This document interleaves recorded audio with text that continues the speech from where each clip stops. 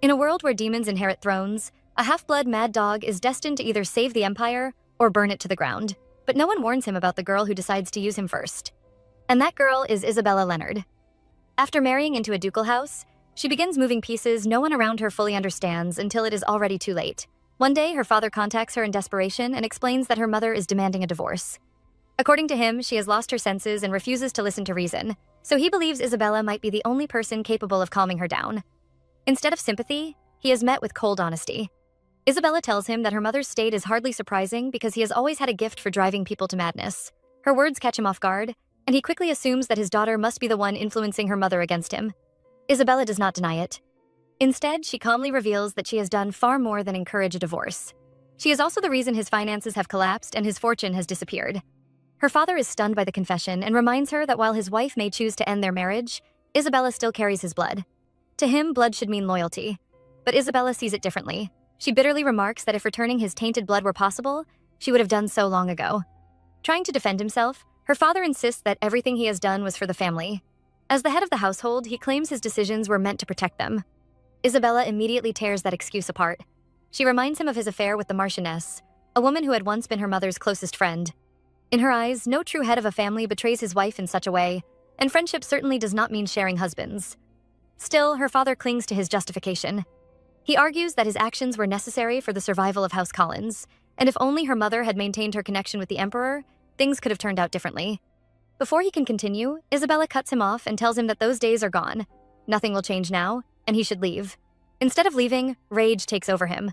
He grabs her violently and hurls insults at her, accusing her of becoming arrogant after marrying a duke. He reminds her that House Collins raised and fed her all her life, as though that debt should silence her forever. But Isabella remains unmoved. She tells him that if he regrets her existence so much, then he should never have brought her into the world. She then asks him how it feels to be destroyed by the very seed of misfortune he planted himself. Enraged, her father continues cursing her.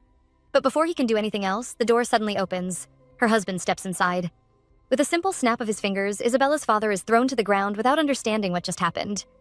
Struggling to stand, he looks around in confusion. Her husband casually asks why his father-in-law is lying on the floor. Still unable to comprehend what happened, the older man questions it, only for the Duke to snap his fingers again, sending him crashing down once more. The Duke then calmly asks if he has anything to say. Trying to recover his pride, Isabella's father protests that nobles should not treat one another this way. But the Duke coldly reminds him that his title as a count means very little now, especially since even that title has practically been mortgaged away. Faced with that truth, the man falls silent.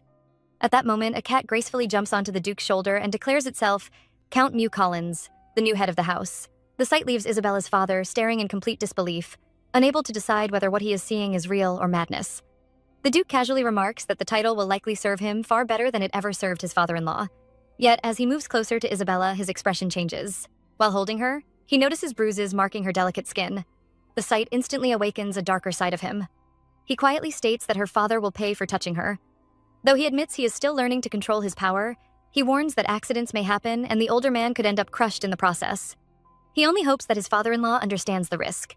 Before things go too far, Isabella reminds him not to forget that the rest belongs to her. Soon others arrive. Isabella calmly orders that Benjamin be summoned because her father appears to be unwell. Benjamin steps forward and examines the man, who desperately insists that he has just been spoken to by a cat and thrown through the air. Benjamin listens before calmly concluding that the symptoms point toward madness. When asked what she thinks, Isabella responds that although she may be a doctor, she is human first. Benjamin then suggests restraining her father, since he appears emotionally unstable. Isabella gives her approval without hesitation. Her father curses her, calling her wicked and insisting he is not insane. He accuses her of plotting everything and turns toward Benjamin in disbelief, unable to understand why someone he trusted is now standing against him. But Isabella no longer shows him any warmth. She walks toward him one final time and quietly bids him farewell, before sending him away to an asylum. Even after condemning her own father, Isabella shows no guilt, sorrow, or hesitation. Her beauty hides something far darker beneath the surface, making her seem less like an innocent daughter and more like a devil wrapped in elegance. As she watches him disappear, she quietly promises that their next meeting will be in hell. And that is where her revenge truly begins. On what should have been a warm summer day, an unnatural chill fills the air. Isabella's brother, Astor, notices the lifeless coldness in her face. She questions why he continues going this far, reminding him that their father abandoned her long ago. But Astor sees things differently. He reminds her of the fate awaiting anyone who carries the blood of the imperial family. Bitterness fills his voice as he admits that if she had never been born a princess, their father would have acknowledged him as the true heir. Before the conversation can continue, another voice calls for Isabella to be brought forward, and without hesitation, Aster obeys. Before everything falls apart, Isabella's tragedy begins with her mother, Lily Leonard. Lily Leonard is once the Emperor's most beloved daughter, admired for her grace, intelligence, and noble blood. In her youth, she falls deeply in love with a man she believes will cherish her forever. Even though her decision goes against the will of the Emperor, she chooses love over duty. Already carrying Isabella, she abandons the safety of the imperial family and marries the man she believes shares her feelings with equal sincerity. For a time, Lily believes she has found happiness. But years later, that love becomes the very thing that destroys her. As chaos begins consuming the Empire, Lily finds herself standing before Prince Aster, the man who has already removed his older brother in his ruthless pursuit of the throne. Desperate to protect her daughter, Lily pleads with him to spare Isabella's life, warning that if anything happens to her child, she will choose death herself. Aster watches her with amusement, calling it a touching display of maternal love. Realizing mercy will not come from him, Lily bitterly admits that begging a cold-blooded man like him is meaningless. Not long after, Aster reveals what he has heard. According to the rumors, Isabella secretly entered the Emperor's chambers while hiding something, and he directly accuses her of trying to poison the Emperor. Isabella immediately denies it. She points out that the Emperor's death would only benefit Aster the most. Her bold answer earns his attention. Without losing composure, Isabella explains that what she brought was not poison, but an antidote, medicine capable of temporarily waking someone who has already been poisoned. Aster demands proof. He declares that if Lily drinks it and survives, he will believe Isabella's words. Isabella tries to explain that the medicine was never meant for someone who has not been poisoned. But before she can stop her, Lily takes the medicine herself. Even in that moment, her only concern remains her daughter. She firmly declares that no one should touch even a single strand of Isabella's hair. Aster coldly replies that her daughter's fate depends entirely on her actions.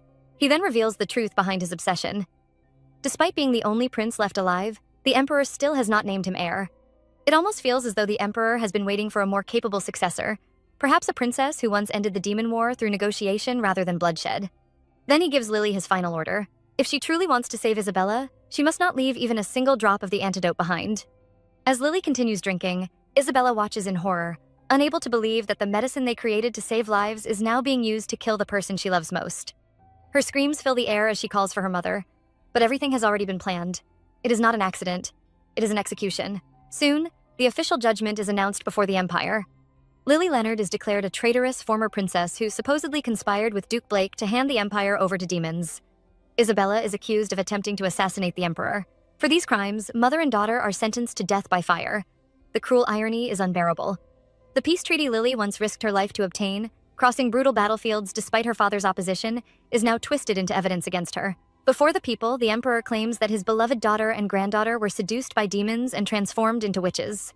Pretending sorrow, he announces that because he failed to protect his family, he will personally burn them with his own hands and asks the people for forgiveness. In her final moments, Lily shows no fear. Her last words are simple and filled with hatred. She promises that she will see him in hell. After death, Isabella awakens in another realm. There, she encounters a strange being who questions her with amusement, mentioning that she seems ready to make several unreasonable wishes. Isabella demands to know who it is. The being reveals itself to be a demon. It explains that she is the one who called for them. Without hesitation, Isabella states her first wish. She wants time to be turned back. The demon, sensing the rage inside her, asks whether she wants revenge badly enough to tear certain people apart, but Isabella refuses to leave something so personal in someone else's hands. Revenge belongs to her alone, and she intends to carry it out herself. The demon bursts into laughter, finding her even more terrifying than demons themselves. Then it hands her a book. Inside are the hidden truths of her mother's life. As Isabella reads, she discovers the painful story of Lily Leonard, a woman who gave up everything for love, only to be betrayed by the two people she trusted most. Her husband and her closest friend had been having an affair behind her back, and in the end, both of them chose to serve Aster. To prove their loyalty, her own husband cornered Lily and Isabella and forced them toward the flames. Unable to continue reading, Isabella closes the book. She then asks the demon one final question. How far back can time be reversed? The demon answers that with the amount of mana available, only 3 years can be reclaimed. Going any further would burn away too much power. For Isabella, that is more than enough. She declares that she would even offer her soul if necessary. But the demon has no interest in her soul. Instead, it proposes a deal. If Isabella wants her revenge and her second chance, she must find and bring out the demon lord's son, who is hiding inside the magic tower. And with that, Isabella's true revenge begins. Before Isabella's revenge can truly begin, she learns about the man who may become the most dangerous piece on her board, Kaiden Blake. Kaiden is known across the Empire as both a symbol of peace and a living contradiction. He is born from the alliance that ended the long and brutal war between the Empire and the demon world. Decades earlier, both sides agree to end the bloodshed by joining their bloodlines through marriage. The Empire sends its hero, Ethan Blade, while the demon world offers its princess, Hela Lucifer. From that union, Kaiden is born. Though his birth is meant to represent peace, the world never truly accepts him. Instead of seeing him as the bridge between two races, people see him as a half-blood who belongs nowhere. Among nobles, he is treated as something beneath them. They whisper that the son of a demon could never fit into high society, and that a creature like him has no true place in either world. Even after becoming the master of the Northern Magic Tower and volunteering to defend humanity by hunting demons at the entrance of the demon world, he receives no gratitude. Instead, people mock him and call him the Mad Dog of the North, finding it unsettling that the son of a demon spends his life slaughtering demons. But Kaiden's greatest battle is not against monsters. It is against the blood inside him. When he turns 18, the demon blood dominating his body awakens and triggers a violent mana torrent. There is only one known way to survive such a condition. He must enter a contract with a human and fully awaken as a demon. But Kaiden refuses. He refuses to become part of a race he despises. Ordinary human mages who suffer mana torrents rarely survive more than a year, yet Kaiden endures it for 8 long years, resisting the transformation with sheer willpower. In the end, he refuses to submit until his final breath, and eventually he dies in a catastrophic explosion. As Isabella reads this story from a mysterious book titled The Mad Dog of the North, she wonders whether it is another prophecy, much like the story of her mother. The demon confirms that it is. If Kaiden is not saved, his destruction is inevitable. To prevent that fate, he must become a demon, and for that he needs a human contract partner. Isabella immediately asks the obvious question. Why her? The demon answers with unsettling honesty. Her beauty makes them want to ruin her.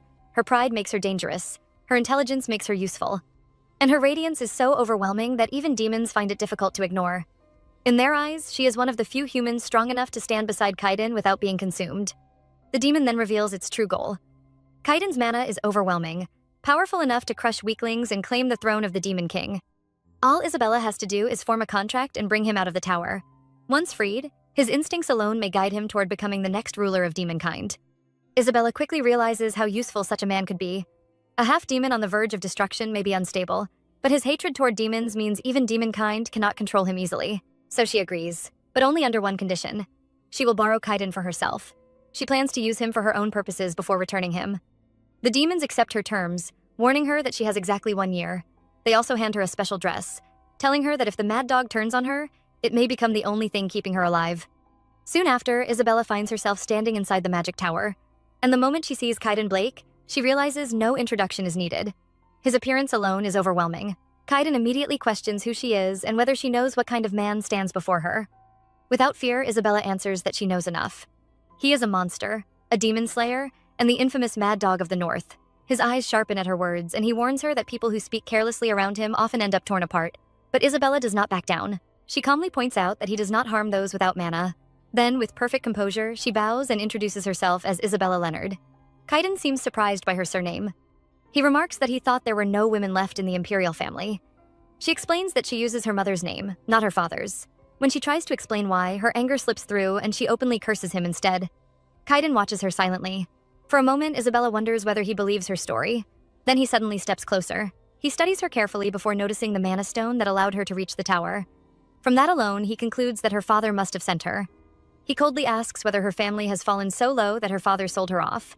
Then, without warning, he begins removing part of his clothing and casually asks whether they should begin. In his mind, he assumes some duke must be more worried about producing an heir than dealing with his unstable son, so they sent a woman instead. Meanwhile, Isabella can only stare in disbelief. She had heard he was a mad dog. No one told her he behaved like a beast in heat. Still, she quickly realizes he is trying to intimidate her. Instead of retreating, she accepts his challenge.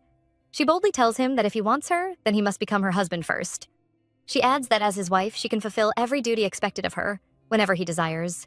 Kaiden remains unmoved, claiming there is nothing he could possibly want from her. That is when Isabella changes tactics. She touches him. Then she asks whether his obsession with hunting demons comes from hatred alone. He immediately tells her to stop. But Isabella continues pressing deeper, asking whether he has truly never wanted attention. He denies it. Then she speaks the one name that breaks through his defenses. Hela Lucifer. She quietly tells him that no matter how long he waits like a good son, his mother never comes, even if he never expected love from her. A part of him still wishes she would appear at least once. For the first time, Kaiden's composure cracks. He tells her to leave, to stop digging into wounds she knows nothing about. But Isabella understands more than he realizes. She knows what it means to be abandoned. And because of that, she makes him an offer. If he becomes her husband for 1 year, she will help him meet his mother. The moment those words leave her lips, Kaiden suddenly collapses. For 5 long years, Kaiden Blake lives with the same nightmare repeating itself over and over again. In his dream, eliminating demons at the northern border does not feel so terrible. Because of his efforts, the people are able to harvest their crops safely, children continue growing up in peace, and ordinary families live without fear of demon attacks. For once, he feels something unfamiliar. The people are grateful to him.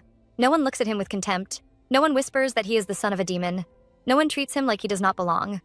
But the real problem has never been other people. It has always been the cursed demon blood flowing inside him. Then the dream always changes. A strange sound echoes through the air as black wings tear out from his back. Just as his consciousness begins fading, sinister horns burst from his skull. Then comes the explosion.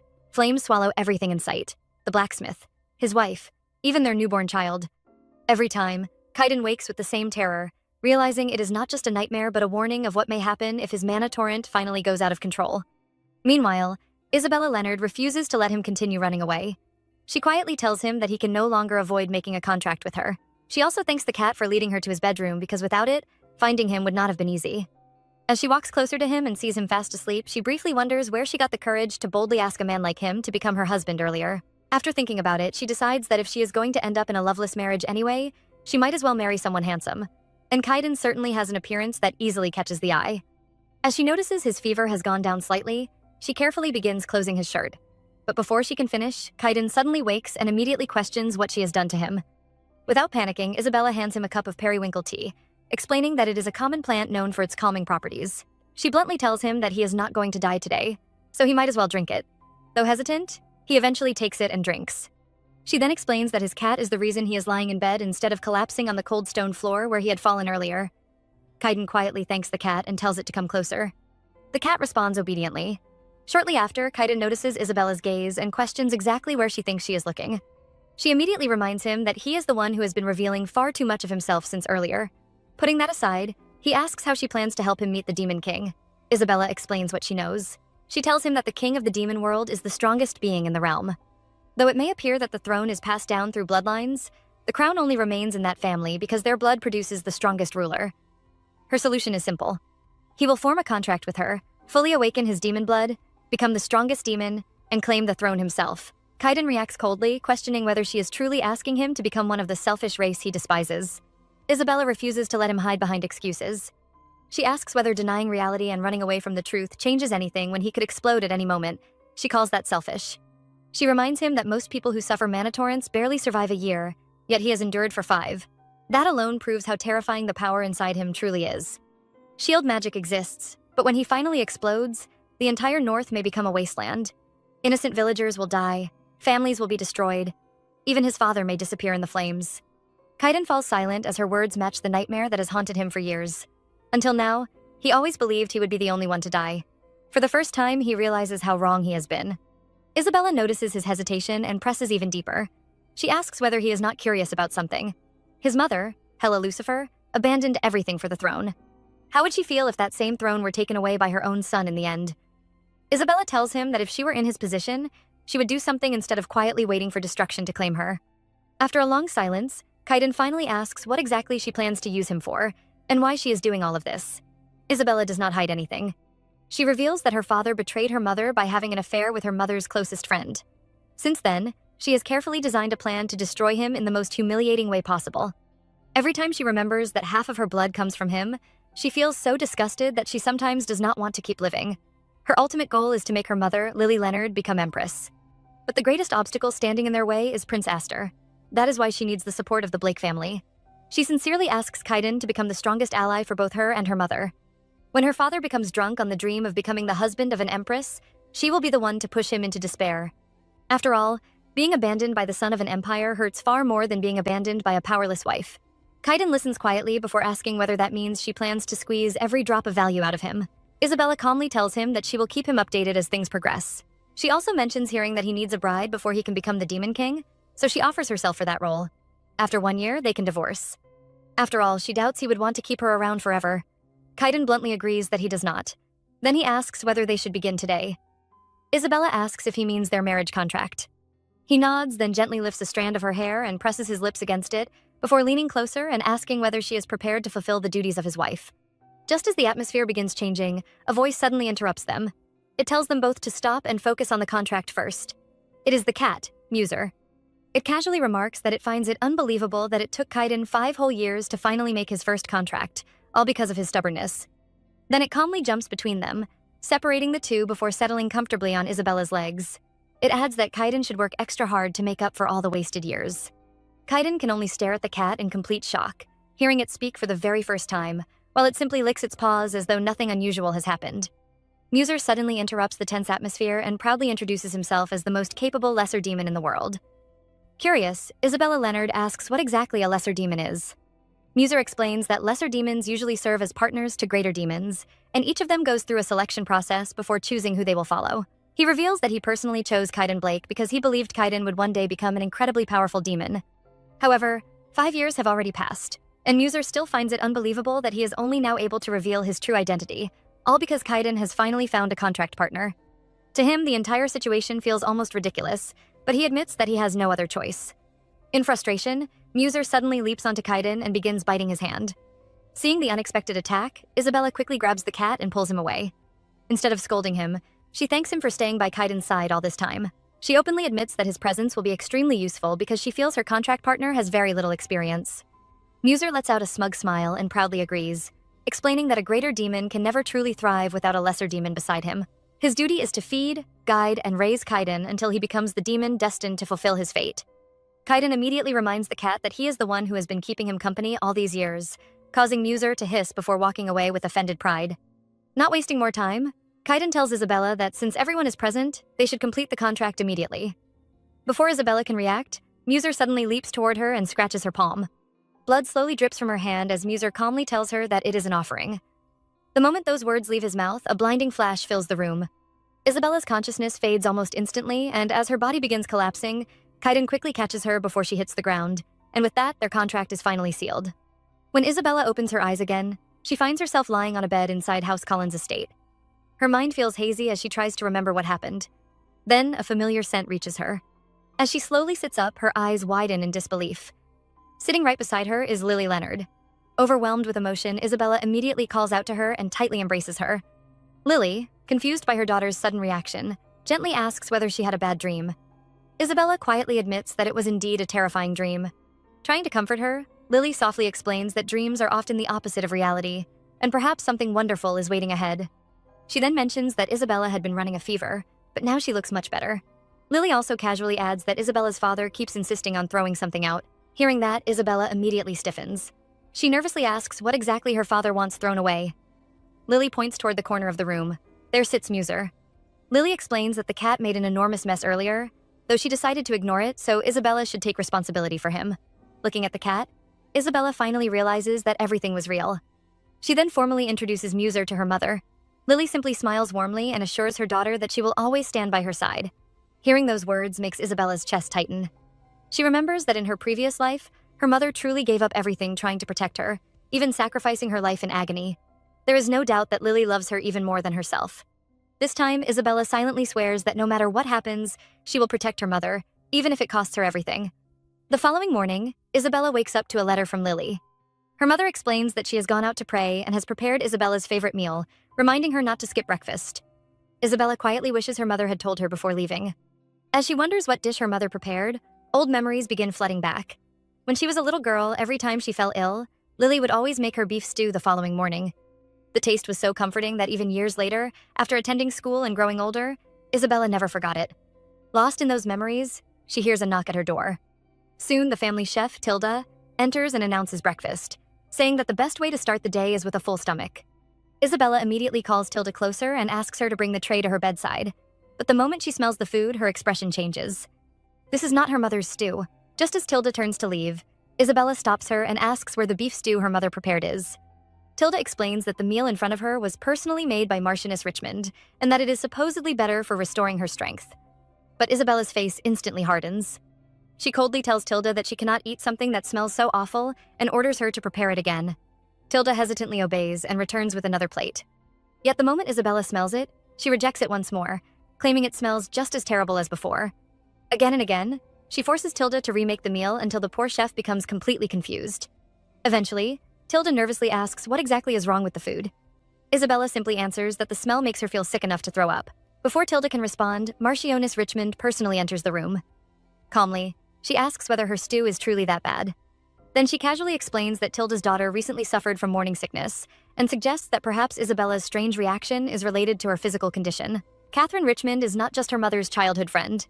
She is also her father's mistress, the woman who secretly connects him to Prince Astor and the queen bee of noble society who knows exactly how to manipulate appearances. The morning she walks into Isabella's room, she carries herself with the same polished elegance as always, wearing a graceful smile that hides far more than it reveals. Isabella Leonard greets her politely, but her words immediately carry hidden thorns. She calmly asks about the health of Marquess Richmond and whether her husband knows that she visits another man's home this early in the morning. Catherine tries to brush it aside, saying her husband is the same as always and that his condition is none of Isabella's concern. But Isabella does not stop there. She continues asking whether the Marquess knows his wife is cheating with another man. For a brief moment, Catherine's smile stiffens, but she quickly recovers, thanking Isabella for being so considerate before once again reminding her that it is none of her business. Catherine then casually mentions that she came to see Lily Leonard, only to hear that Lily has already gone to the temple. She smoothly claims that they must have missed each other because she herself is just returning from early morning prayers. Isabella slowly looks her up and down before asking if that is truly what she wears to a temple. Catherine smiles without shame and explains that appearances do not matter. What truly matters is charity, and she donates more than enough money to the temple.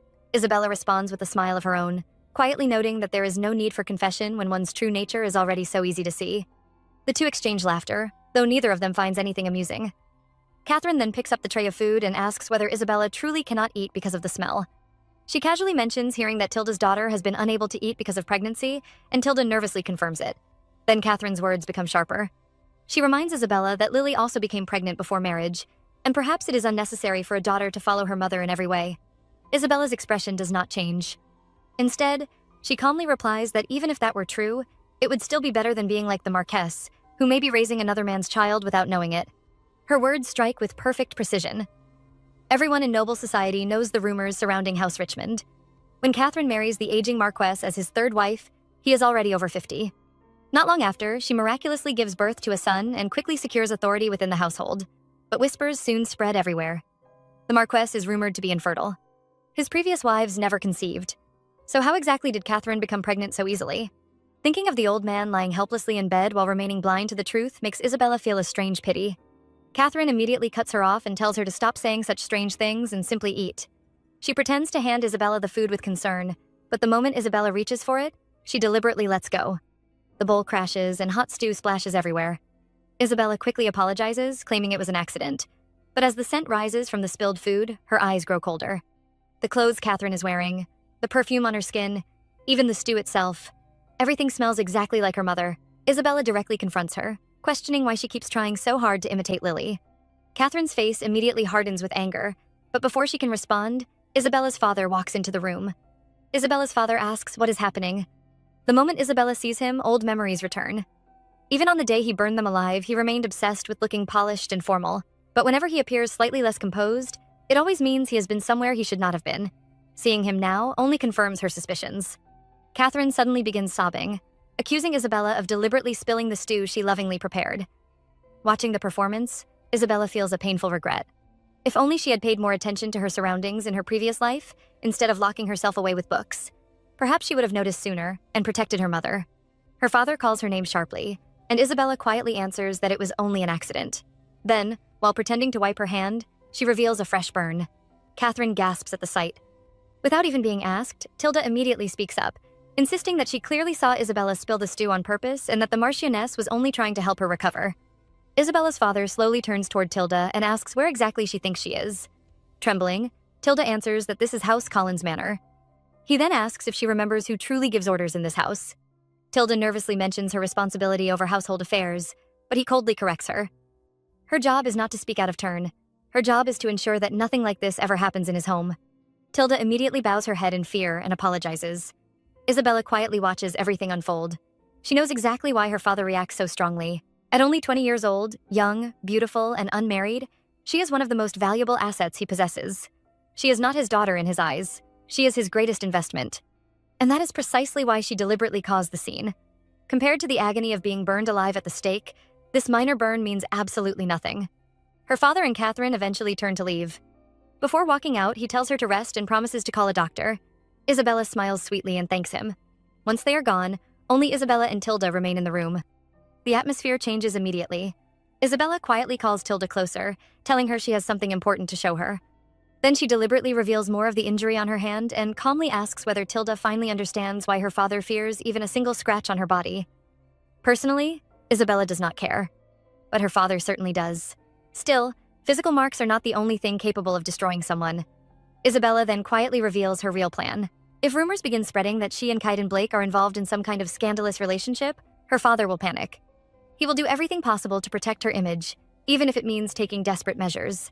Before Tilda can apologize or protest, Isabella suddenly shoves her hard enough to make her stumble. Then she coldly warns her to be very careful with what she says from now on. After all, Isabella is extremely confident in her ability to act like a perfectly innocent victim whenever she needs to. After warning Tilda to be more careful with her words, Isabella Leonard calmly tells her to gather the other maids and prepare a bath made specifically with warm rose water. Then, with a sweet smile that carries a hidden threat, she adds that next time anyone wishes to enter her room, they should remember to knock first. If Tilda wants to keep her hands intact and still be able to carry her grandchildren one day, she would be wise not to forget it. As the bath is prepared, Isabella quietly sinks into the warm rose water and allows herself a moment of thought. Watching the maids move around her, she reflects on how similar human instincts are to those of animals. No matter how civilized they pretend to be, people naturally create hierarchies and unconsciously decide who stands above or below them. If that is human nature, then she decides she might as well make full use of her position and authority. As one maid begins tending to the burn on her hand, Isabella immediately corrects her, explaining that burns should first be cooled under running water instead of being treated carelessly. The maid quickly bows and hurries off to prepare it properly. Soon, the atmosphere in the room begins changing. The other maids openly admire her flawless skin, her soft features, and the elegance she naturally carries. One of them shyly offers her a cherry, which Isabella accepts with a smile, taking a delicate bite that causes the others to laugh in admiration. Another compliments her hair, admitting that many of them have secretly wanted to take care of her because she is far prettier than they imagined. They timidly ask if they may serve her again in the future. Isabella smiles and casually remarks that it would be exhausting for her to become even more beautiful than she already is, causing the room to fill with laughter once more. Later that day, Isabella goes to visit her father, Isabella's father. The moment she enters, he asks how her hand is doing. She calmly tells him that the doctor says it should heal very soon. He then asks why she has come, warning her that if she intends to argue about the academy again, he has no plans to change his decision. In her previous life, Isabella had dreamed of becoming a doctor. She once defied her father, enrolled in the academy, and pursued knowledge despite his opposition. But after returning to the past, she already possesses all the medical knowledge she once worked so hard to gain. There is no reason to repeat those years. So instead of arguing, she calmly tells him that she no longer wishes to attend the academy. What she wants now is for him to prepare for her debut into high society. Her father slowly lifts his head in complete surprise. After everything she went through just to enroll in the academy, he can hardly believe his daughter is now asking to enter noble society instead. Isabella lowers her gaze slightly and explains that after being hurt, she has realized how immature and childish she has been. She also says that through all of it, she finally understands how much he treasures her. Now, she wants to become someone useful to House Collins. Hearing those words, her father smiles with satisfaction. He tells her that it gladdens him to see his daughter finally understanding her true position. He promises to help her find a suitable husband among the nobility. But Isabella immediately adds one condition. She wants to choose her husband herself. Her father raises an eyebrow and asks whether this is just another childish fantasy about romance. Instead of answering directly, Isabella sits across from him and begins playing chess. As she moves her pieces, she casually brings up the conflict between Viscount Lightman and Baron Froid. Though both men serve the same master, their relationship is worse than that of strangers. She explains that the reason lies with Baroness Froid, who was once Viscount Lightman's first love. When she chose another man instead, he lost all hope and entered a miserable marriage. Unfortunately, his wife later discovered the truth, turning the situation into a scandal. Her father stops moving his chess piece and asks how she knows so much about noble affairs. With a calm smile, Isabella simply tells him that she reads a lot. The truth, however, is very different. Before turning back time, she read countless newspapers, articles, and social magazines. Every scandal, every political conflict, every hidden grudge among the aristocracy had become second nature to her. Looking directly into her father's eyes, she tells him that she understands how the royal family and the great noble houses are connected. She knows their alliances, their weaknesses, and even the grudges they hide behind polite smiles. That knowledge alone should be enough for him to trust her judgment. She then reveals her intention. She plans to find a man who possesses everything: wealth, status, power, and appearance. After growing up under her father's influence, She simply cannot lower herself to an ordinary man. After all, her value as his daughter is just as high as his own ambitions. Her father studies her carefully before asking what happens if she fails. Without hesitation, Isabella replies that if she fails, she will marry whoever he chooses. Her father quietly thinks it over. In truth, he has nothing to lose. Eventually, he gives his permission. He even offers to assign a trustworthy chaperone to accompany her in case anything inappropriate happens during her debut. But Isabella immediately rejects one name, Catherine Richmond. Her father asks why. Though Isabella burns with hatred toward Catherine, she cannot reveal that yet. So instead, she calmly explains that Catherine has been active in high society for years, yet she has not produced any truly outstanding results. If Isabella is going to make her move, she wants to do it properly. Instead, she asks to go with her mother, Lily Leonard. In truth, Isabella knows that if Lily appears in society again, it may become the perfect opportunity for her mother to reconnect with the Emperor and begin reclaiming what was stolen from her. Her father quickly realizes how valuable such a move could be and gives his approval. Later that evening, Lily visits Isabella privately. With concern in her eyes, she asks whether her daughter truly no longer wants to attend the academy because of her father. Isabella immediately reassures her that it has nothing to do with him. But she knows her mother needs a reason that will ease her worries. So with a shy expression, she quietly says that she has fallen in love with someone. Lily's eyes widen in complete shock. Isabella continues, explaining that he is a nobleman. She admits that she was drawn to him because of how handsome he is, though she does not even know his name yet. She tells her mother that she wants to find him and asks for her help with her debut. Lily's expression softens almost instantly. Smiling warmly, she tells Isabella that social season is the perfect time for such things, and if her daughter truly wants this, she will gladly help. Just then, a knock sounds at the door. Lily tells the maid to come in. The maid bows and apologizes, announcing that a guest has arrived to see Lady Isabella. Before she can finish, the guest walks in on his own. And standing there is Caden Blake. He calmly enters the room, crosses one leg over the other, and silently watches Isabella. Inwardly, only one thought crosses his mind. If only his wife knew how impatient he truly was. Caden Blake enters the room calmly, greeting everyone as he steps inside. The moment he addresses Lily Leonard with respect, she immediately corrects him, telling him to call her Countess Collins instead of anything that might attract unnecessary attention or complications. Isabella watches the exchange quietly, briefly remembering a past moment when she had insisted on rejecting her father's name during their contract, purely out of hatred for him. For a moment, she wonders if Caden remembers that day too. Something about his expression makes her think he does, even if he is not saying it openly. Lily, observing him more closely, remarks that it has been a long time since she last saw him. The last time must have been when he was only about 6 years old, and now he stands before her as a fully grown man. Caden replies calmly that he is feeling better, and that it feels almost miraculous that his mana torrent has finally subsided. He thanks her sincerely for her concern. Lily then asks the reason for his visit, specifically whether he came to see Isabella. Before Caden can explain properly, Lily leans slightly toward her daughter and whispers whether he could possibly be the one. Caden, however, interrupts her assumption almost immediately and explains that he came for his cat, saying it seems to have run off and is currently missing. Lily looks surprised and asks why he would think Isabella took someone else's cat. Caden explains that she likely did not know, since the cat escaped on its own, and he simply followed its trail after leaving his carriage, only to find no trace of it. Lily laughs lightly, saying cats are known for hiding well, and the atmosphere briefly relaxes. Caden casually takes a piece of chocolate, eats it, and keeps his gaze fixed on Isabella. She quickly looks away, pretending not to notice. Not long after, Caden asks to speak with Isabella alone, giving the excuse that his cat might run off again if too many people are around. Lily, understanding the situation in her own way, quietly excuses herself but leans toward Isabella before leaving, whispering that she should be nice to him. The maids follow her out with visible concern, leaving the room noticeably quieter. Once they are alone, Caden's tone changes slightly. He asks Isabella how she has been, addressing her with an unexpectedly affectionate, his darling. Isabella immediately reacts, asking if he is sane, reminding him that it has only been a few days since they last met and pointing out that he even arrived without a carriage. Caden responds casually that a carriage would be pointless since he can simply fly, adding that she should already be used to the fact that he is, in his own words, a little insane. He then presents her with a flower, calling it a gift. He admits that if he had known how pleasant it feels to be around her like this, he would have completed their contract much sooner. Isabella immediately shuts down the idea, telling him that it is not time yet and that she still needs to properly set the stage for their plan. Caden leans closer, saying he came because he wanted something and could not even sleep properly due to the desire to have it. His sudden closeness makes Isabella panic internally, especially since she knows how unstable he can be. She reminds herself that although she agreed to act as his wife in name, she is not prepared for anything beyond the plan, especially with maids outside the room. Noticing her tension, Caden asks what she is thinking. She quickly changes the subject and says it is not the right time for anything like that and insists she needs to take a bath. Kaiden immediately brightens at the mention of a bath and asks whether she is the type to bathe Muser herself. Isabella, briefly relieved that the topic shifted, confirms that the cat does need bathing. Kaiden then asks what else she was thinking about, but she deflects again, commenting that he also looks like he does not bathe Muser properly, since the cat often looks untidy. Kaiden casually replies that he does not mind doing things without a bath either. He then leans in again, even closer than before, and tells her she looks perfect just the way she is. Isabella, growing more flustered, tells him she already knows he is insane but did not expect him to also behave like someone seeking attention. Kaiden simply asks what kind of person she thinks he is.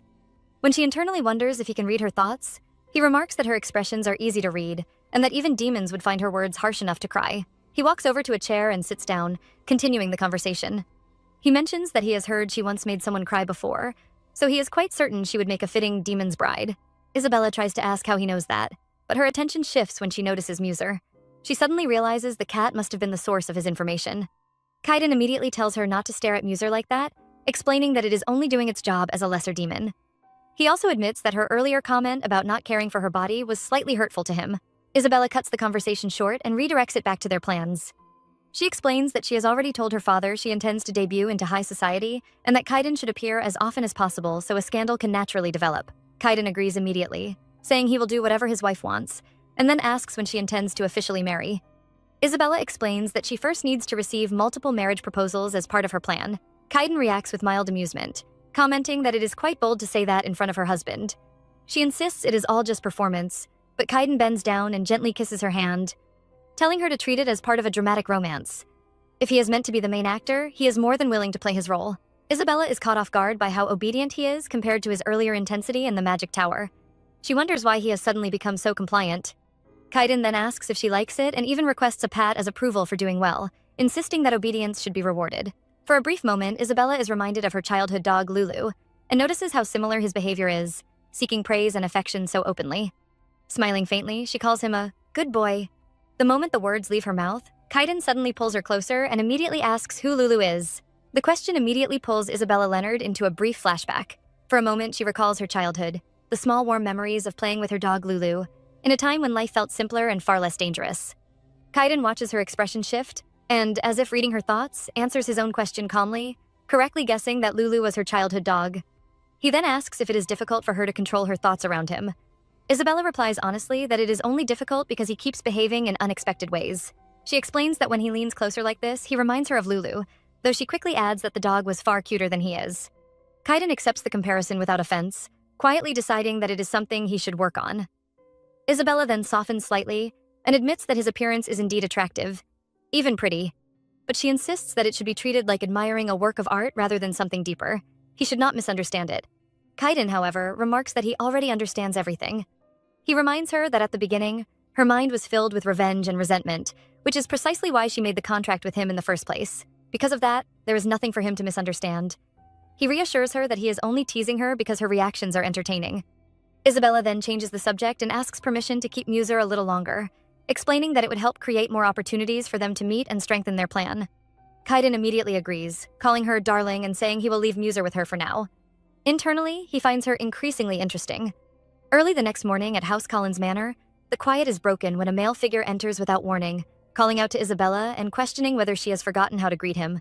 The intruder is Jeffrey Richmond, the only son of Marquess Richmond, and someone who has known Isabella since childhood. Without hesitation, Isabella tells him she is not happy to see him and demands to know why he did not knock before entering. Jeffrey replies bluntly that he no longer sees the need to respect her privacy. He teases her, saying that a daughter of a count should be careful with her behavior because no one would want to marry a scary woman like her. Isabella immediately tells him to leave if he is only there to cause trouble, as she is busy. This triggers a brief flashback to 2 days earlier, after Kaiden's visit, when the maids gossiped that he could not take his eyes off her even until the moment he left. Because of that incident, the servants had started pampering her excessively, something Isabella found more exhausting than flattering.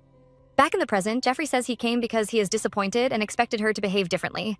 Isabella asks what he means, and he bluntly says her sudden decision to find a husband is unreasonable.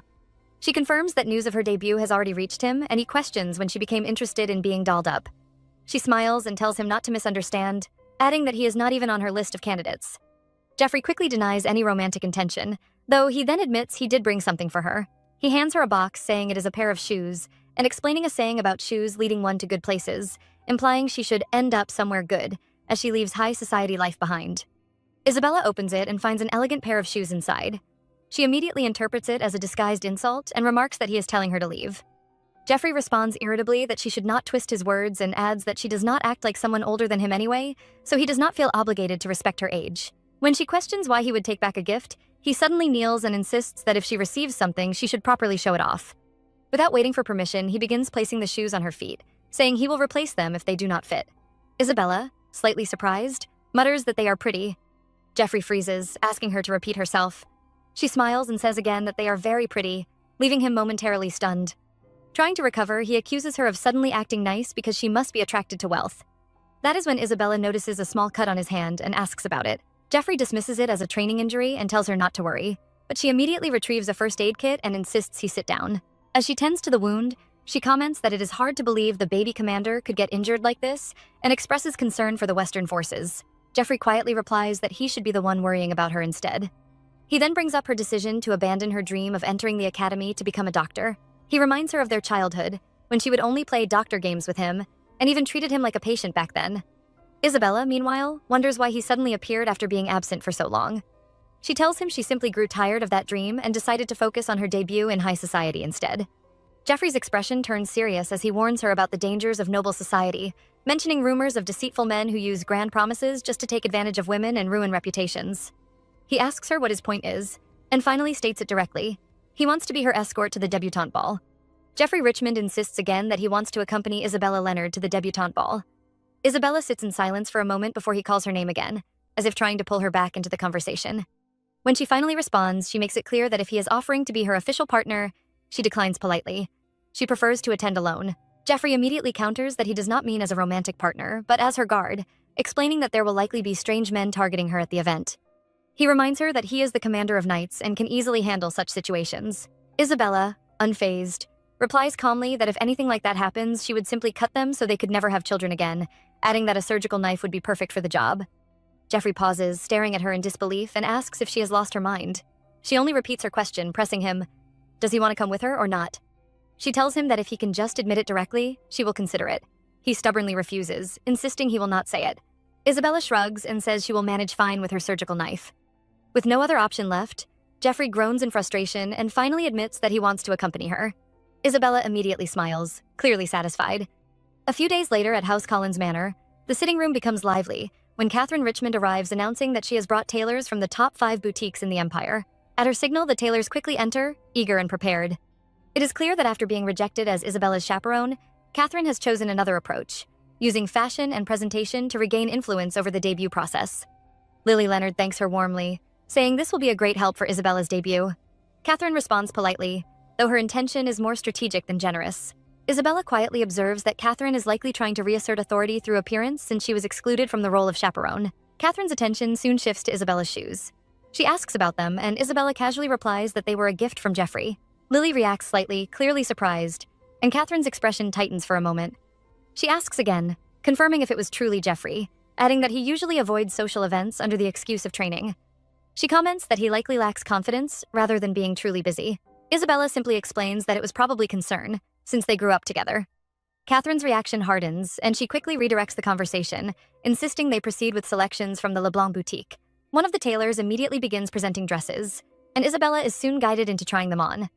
The attendants shower her with praise, saying the designs suit her perfectly and that she is the only one who could carry them so effortlessly. One even becomes emotional, overwhelmed by how many exquisite designs she is trying on. Isabella, however, quietly sighs and complains that the dress is too tight and feels like it is crushing her organs. She remarks that once her mother becomes empress, she will ban corsets entirely. The room erupts into more praise, comparing her beauty to Lily's youth and elegance. Catherine adds that Isabella is even more beautiful than her mother, while Isabella casually refers to her as her childhood idol, calling her Lady LeBlanc. Catherine flicks her fingers, signaling for more dresses to be brought in, and the tailors eagerly comply. For a while, Isabella moves through gowns from all 5 boutiques, from princess-level designs to outfits described as fit for goddesses. Though slightly exaggerated, the experience leaves her feeling as though she has tried on every dress in the Empire. Lily hugs her warmly, praising her effort. Catherine then asks if she liked any of the dresses. Isabella calmly replies that she did not like any of them. The room falls slightly tense. She explains that while the dresses are beautiful, none of them truly moved her or felt right. She subtly adds that House Collins has a particular taste, and she intends to reflect that. Her words carry a hidden edge aimed at Catherine's influence. Catherine's expression darkens in anger. Lily quickly steps in, apologizing on Isabella's behalf and thanking Catherine for her effort. However, the atmosphere remains divided, with no one fully supporting Catherine's position. At that moment, Tilda steps in and whispers something to Lily. Catherine watches closely, trying to read the situation, wondering whether Isabella is simply being difficult or genuinely unstable. Catherine offers Isabella time to reconsider, but both Lily and Isabella politely thank her and decline any pressure. Lily then excuses herself briefly, and Catherine mentions she will soon leave for urgent matters. Before stepping out, Catherine turns back to Isabella and warns her coldly that even if she chooses another boutique, it will be pointless. When Isabella asks why, Catherine states bluntly that she will destroy the reputation of any boutique that dares design for her. Tilda immediately steps forward, trying to calm the situation and urging Isabella to apologize. She even adds that Isabella has no sense of fashion because she spends all her time reading. Isabella, already aware of Tilda's attitude, brushes her off and pushes her hand away. She tells Catherine directly to do as she pleases, adding that people would probably be happier seeing her without a dress anyway. Catherine, insulted, calls her shameless for such vulgar words.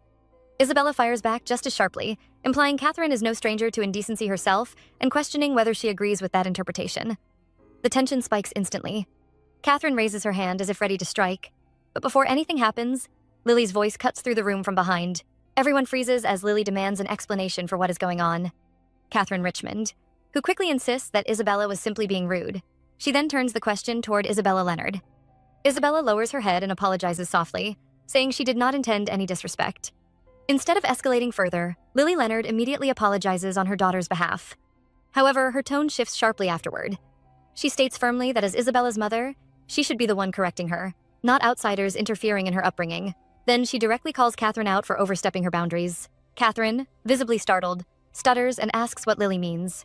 Lily calmly explains that she is aware Catherine visited the manor a few days earlier, on the same day Isabella burned her hand with stew. She adds that she feels uncomfortable when Catherine appears uninvited and instructs her to only come when she is personally called, just like today, and just like things used to be in the palace. The implication carries history. Back when Catherine's mother, Viscountess Baker, served as the princess's nanny, she devoted herself entirely to caring for the young Lily. Because of that devotion, her own daughter was often sidelined. Catherine was left in the position of nothing more than a childhood playmate to the princess, rather than someone truly prioritized. Catherine stands frozen, unable to respond. Then, without another word, she turns and leaves the room, slamming the door behind her. Silence follows. Lily then calls for Tilda. She tells her she already knows about her grandson. Tilda immediately brightens, smiling as she says the boy is very adorable. Lily gently tells her to take this chance to go stay with him and rest. She adds that from the next day onward, Tilda will no longer be required to work in the manor. Tilda's expression slowly shifts as the meaning sinks in. Lily continues, saying that she had been too lenient for too long. She compares it to a dog blindly following whoever it is attached to, without understanding the consequences of its actions. Only now has she realized the mistake, and so she will be loosening the leash so Tilda can return to her rightful place. Tilda collapses to the ground in shock, suddenly realizing she has been dismissed. She begs for mercy, confused and panicked, wondering why Lily, who used to smile gently at everything, has suddenly changed. Before anything else can be said, a maid knocks and enters, announcing that Lady Isabella's bath is ready. However, she freezes when she sees Tilda on the floor. Tension spikes instantly. The maid awkwardly drops a jar in her hand, then quickly apologizes, claiming it slipped due to its weight. Isabella Leonard simply smiles at the scene, while Tilda burns with rage, demanding to know why she would do such a thing. The maid repeats her excuse, insisting it was an accident, but internally, she feels no remorse, thinking Tilda deserves it for her treatment of Isabella. Lily steps in and asks whether it was truly a mistake. The maid confirms that it was. Lily then hands Tilda a cloth and instructs her to clean herself. She announces that Tilda's duties will be transferred to another maid, Alice, by the end of the day. She then calmly asks if Isabella's bath is ready, and adds that she would also like one prepared. Alice, briefly stunned, processes the sudden opportunity and realizes she may be stepping into a higher position. With a firm voice, she thanks Lily. Isabella gently pats her shoulder, silently acknowledging the moment. Later, during their bath, Lily tells Isabella that Catherine will return. When Isabella asks why, Lily simply replies that she has a feeling. Her smile is faint, but her expression carries a quiet loneliness. It becomes clear that Lily and Catherine share a long history, stretching back to when Lily was still a princess. Even after Lily lost her title, they remained connected in some way. Isabella reflects silently, realizing she once thought her mother was too forgiving, too willing to smile and overlook Catherine's actions simply because of friendship. Now, she begins to suspect there may be deeper reasons behind it, possibly even knowledge of the affair she has long suspected. Lily notices her silence and asks what she is thinking about. She wonders if it is about the dress incident, explaining that she invited Catherine to help without realizing Isabella would dislike all the designs. She gently apologizes again, rubbing Isabella's cheek. Isabella quickly reassures her that she was simply being picky, then adds that she already has a dress in mind. A few days later, in Isabella's room, a maid from House Collins, Jenna, is visibly surprised when Isabella requests a favor. It is already unusual for a maid to sit at the same table as her mistress, let alone be asked for something so personal. Jenna immediately insists she should be given an order instead, but Isabella shakes her head. She says she cannot command this. It is something only Jenna can help with, because she is the daughter of Olivia and her only successor. Lily, who is present, explains that she already told Isabella about the injustices her mother, Olivia, once suffered. Lily Leonard begins by telling Isabella Leonard the story of how she met Olivia. It all started after Lily returned from ending the war with the demon world. On her way back, she fell into a muddy puddle, and Olivia helped her without hesitation. Olivia even offered her a dress she had personally made. Lily was deeply impressed, describing it as perfect. From that moment, she asked Olivia to create her debutante dress. When Olivia arrived in the capital, her exceptional sewing skills quickly gained attention. The dress she created for the princess, known as the Flower of the Empire, shook high society. Fame and wealth followed almost instantly, and Olivia rose to a level of success many could only dream of. But that happiness did not last. When the emperor disowned Lily, everything connected to her collapsed as well. Olivia's reputation shifted overnight from needle fairy to needle demon. Rumors spread that her dresses were dangerous, that even her needles brought harm, and that there was a reason low-born commoners should never rise in society. Her boutique suffered constant defamation, as if someone was deliberately spreading false accusations. Unable to recover from the damage and emotional shock, Olivia eventually passed away. After her death, Lily took in her daughter Jenna, who had been left alone. Lily then asks if it was truly Jenna who once made dresses for Isabella's dolls when she was younger, during the times Isabella stayed indoors reading all day. She notes that Isabella seemed to love those dresses deeply, just like she herself had once admired Olivia's work. Lily gently calls Jenna again and asks if she would be willing to take responsibility for making Isabella's debutante dress. Isabella then leads Jenna to a wardrobe filled with dresses her mother wore during her time as a princess. She suggests that if creating something new is difficult, she does not mind altering one of them instead. Jenna immediately refuses. She says she will not modify anything her mother made for Lily. If she is to sew anything, it must be completely new, just as her mother once did. Then she asks what kind of dress Isabella wants. Isabella touches a peach-toned gown and says she likes that one. She explains that it was originally designed by Jenna and once worn during a New Year celebration. She adds softly that it was also the day she believes Lily met her father, Isabella's father, and fell in love at first sight, calling it a moment of destiny that eventually led to Isabella's existence. She adds that because of that, she is grateful to be born. Isabella then asks how long the dress will take to complete. Jenna replies that it will take about 10 days since she already has the pattern, though it could be finished sooner if she works day and night. Lily immediately offers support, saying she will rearrange schedules if needed and asks if Jenna requires anything else. After thinking for a moment, Jenna asks for permission to call former colleagues, workers who used to serve at her mother's boutique. She explains that they are currently scattered, working different jobs after their reputations were destroyed. Lily and Isabella agree immediately and ask if they can be brought in right away. Jenna confirms they can, since none of them have been able to find stable employment after the scandal. She quickly apologizes for speaking too much, but Lily interrupts, saying she should be the one apologizing instead. At that moment, Isabella remembers Catherine's earlier threat about destroying any boutique that worked with her. She realizes, with cold clarity, that such destruction had already happened years ago to Olivia's workshop. To support Jenna properly, Isabella offers to pay generously, telling her to focus entirely on the dress. Jenna thanks her sincerely and promises to dedicate everything she has to complete it. Meanwhile, elsewhere in the manor, Isabella's father questions Isabella's refusal of all the boutique dresses. Before he can continue, Lily calmly invites him to sit and have tea. He asks if it is not a mother's responsibility to discipline a stubborn child. Lily responds that it is also a husband's duty to keep his promises, reminding him that they agreed to share tea together once a week, but he has already missed 3 weeks. Ignoring her complaint, he insists that she should ask Catherine while there is still time. Lily pauses, confused, and quietly repeats, "Catherine?" She then asks when they became so familiar with each other that he now refers to her so casually. Realizing his slip, he quickly corrects himself, saying he must have spoken carelessly since he often hears Lily use Catherine's name. He tries to shift the conversation by commenting on the tea's fragrance and asking if it is from New Leaves. Lily accepts the change in tone but calmly redirects him back, saying she will not force Isabella to wear anything she dislikes. No matter how much they oppose her, she will ultimately choose for herself. Her husband questions why she is so firm about this. Lily answers simply, because Isabella is her daughter, and she will make her own decisions and face her own consequences. She asks him to trust her judgment, saying Isabella is smarter than most people realize. Frustrated, he stands up, declaring that everything she says is irritating and that he is done with tea.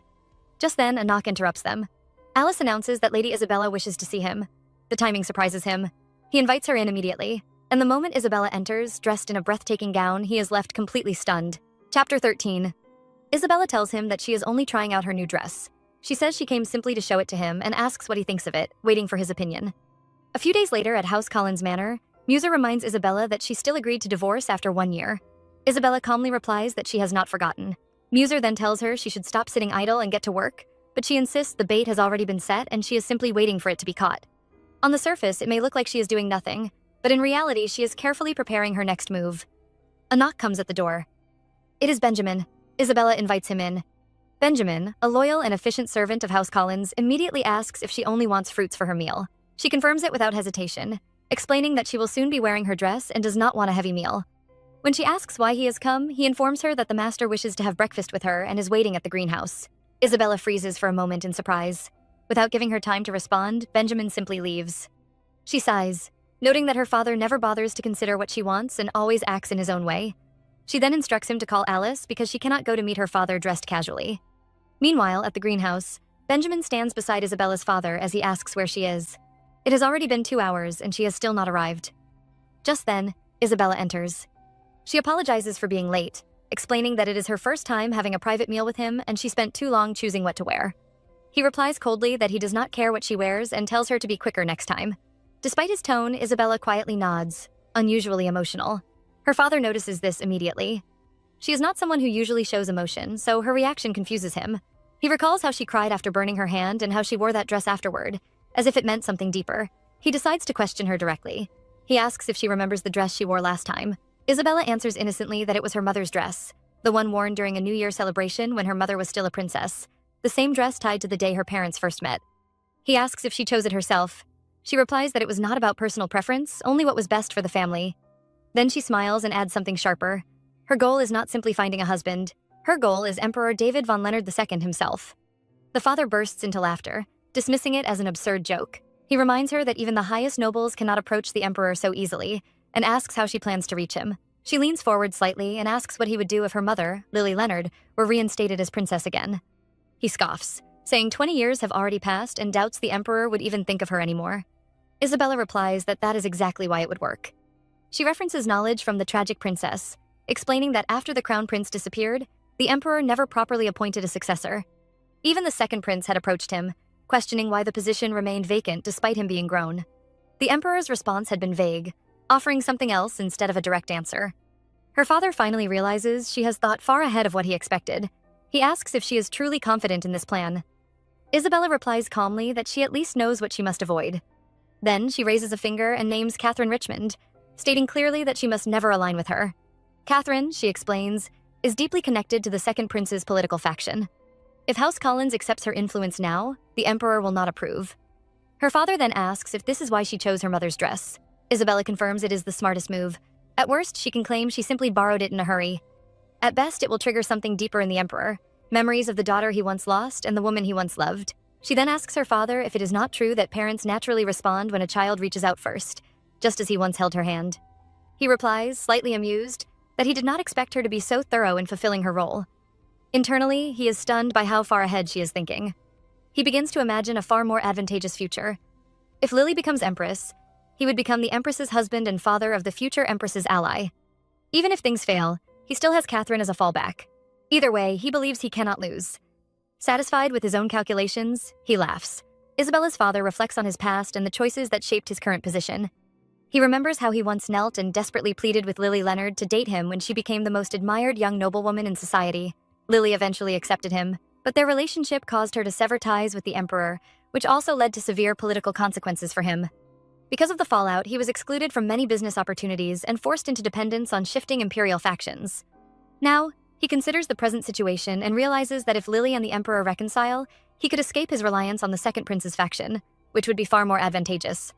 With this in mind, he decides to support Isabella and hands her financial assistance in the form of a blank check, telling her she can use it freely and request more if necessary. Isabella thanks him warmly. Later, Isabella studies the blank check in her room with satisfaction. Muser notices her expression and asks if she is that happy. She replies that she dislikes people but not their money, noting that playing the role of a pitiful daughter has proven quite profitable. While she speaks with Muser, a sudden presence makes her cautious. She tells him he should inform her before Kaiden Blake arrives, but Muser insists Kaiden has been unpredictable and often ignores attempts to reach him. Isabella blames him anyway and moves to open the door, only to find no one outside. Before she can react, a figure appears behind her. Kaiden covers her eyes and greets her affectionately, asking how she has been. When she questions him, he admits he is up to no good, teasing her until she becomes flustered. He hugs her, but she pushes him away and demands an explanation. Kaiden reveals he brought her a gift, a necklace designed to detect when his contract partner is in danger so he can protect her. He also insists she must not attend social events or the debutante ball with Muser. Muser reacts with visible displeasure, while Isabella assumes Kaiden is joking or provoking her. He explains that the necklace must be connected through a mana link and asks if she will allow it. After hesitation, she agrees and he places it around her neck. He smiles afterward, clearly satisfied. Muser reacts again, drawing attention, and both Isabella and Kaiden turn toward him. At the same moment, Jeffrey Richmond is present, trying to calm Muser and insisting he is not a stranger since they met previously. Jeffrey searches the area, wondering where Isabella might be, assuming she could be on the terrace. Meanwhile, Isabella, sensing the situation becoming dangerous, clings tightly to Kaiden.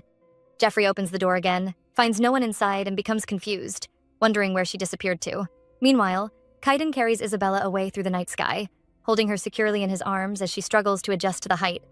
Looking down makes her dizzy, and she wonders how far he intends to take her. Kaiden asks if she is afraid he might drop her, but instead of fear, she begins to feel something strange, an unfamiliar electricity running through her body. Her heartbeat becomes louder and more intense, and she instinctively clings to him. Kaiden notices her reaction and becomes slightly flustered himself, sensing a strange response from his own body tied to their contract. He briefly fights an unusual urge before regaining control, blaming the cold night air from flying. Isabella also assumes he may be affected by the cold and suggests it might be a fever.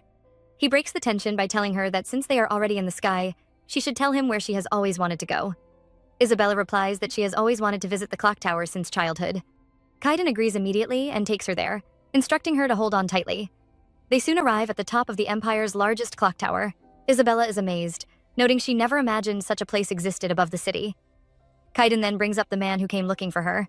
Referring to what Muser mentioned earlier, he asks about her connection with Jeffrey Richmond. Isabella quickly clarifies that there is nothing romantic between them, explaining that Jeffrey is simply a childhood friend. She adds that while others might find it hard to believe, their relationship is purely platonic. Kaiden responds that he does not intend to interfere in her personal life, but reminds her that they are bound by a contract. However, he cannot hide his discomfort at the idea of another man being close to her. He then admits that he has been unable to read her thoughts for some time, possibly since the necklace was placed on her, though he chooses not to reveal this to her. Isabella questions whether he is also vulgar and wicked, making him momentarily speechless. She then defends Jeffrey, saying it is unfair to judge him that way, which irritates Kaiden further. He insists that Jeffrey is still suspicious, especially after learning he wanted to accompany her to the debutante ball. Kaiden also mentions the gift Jeffrey gave her, expressing dislike and saying she should not wear it for her own safety. Isabella quietly reflects that she is not angry at Kaiden's possessiveness, even though his words are harsh. At that moment, Kaiden receives an urgent message from Muser reporting that Jeffrey has gathered a search party after Isabella disappeared. Kaiden looks down and sees activity below as knights begin searching the area.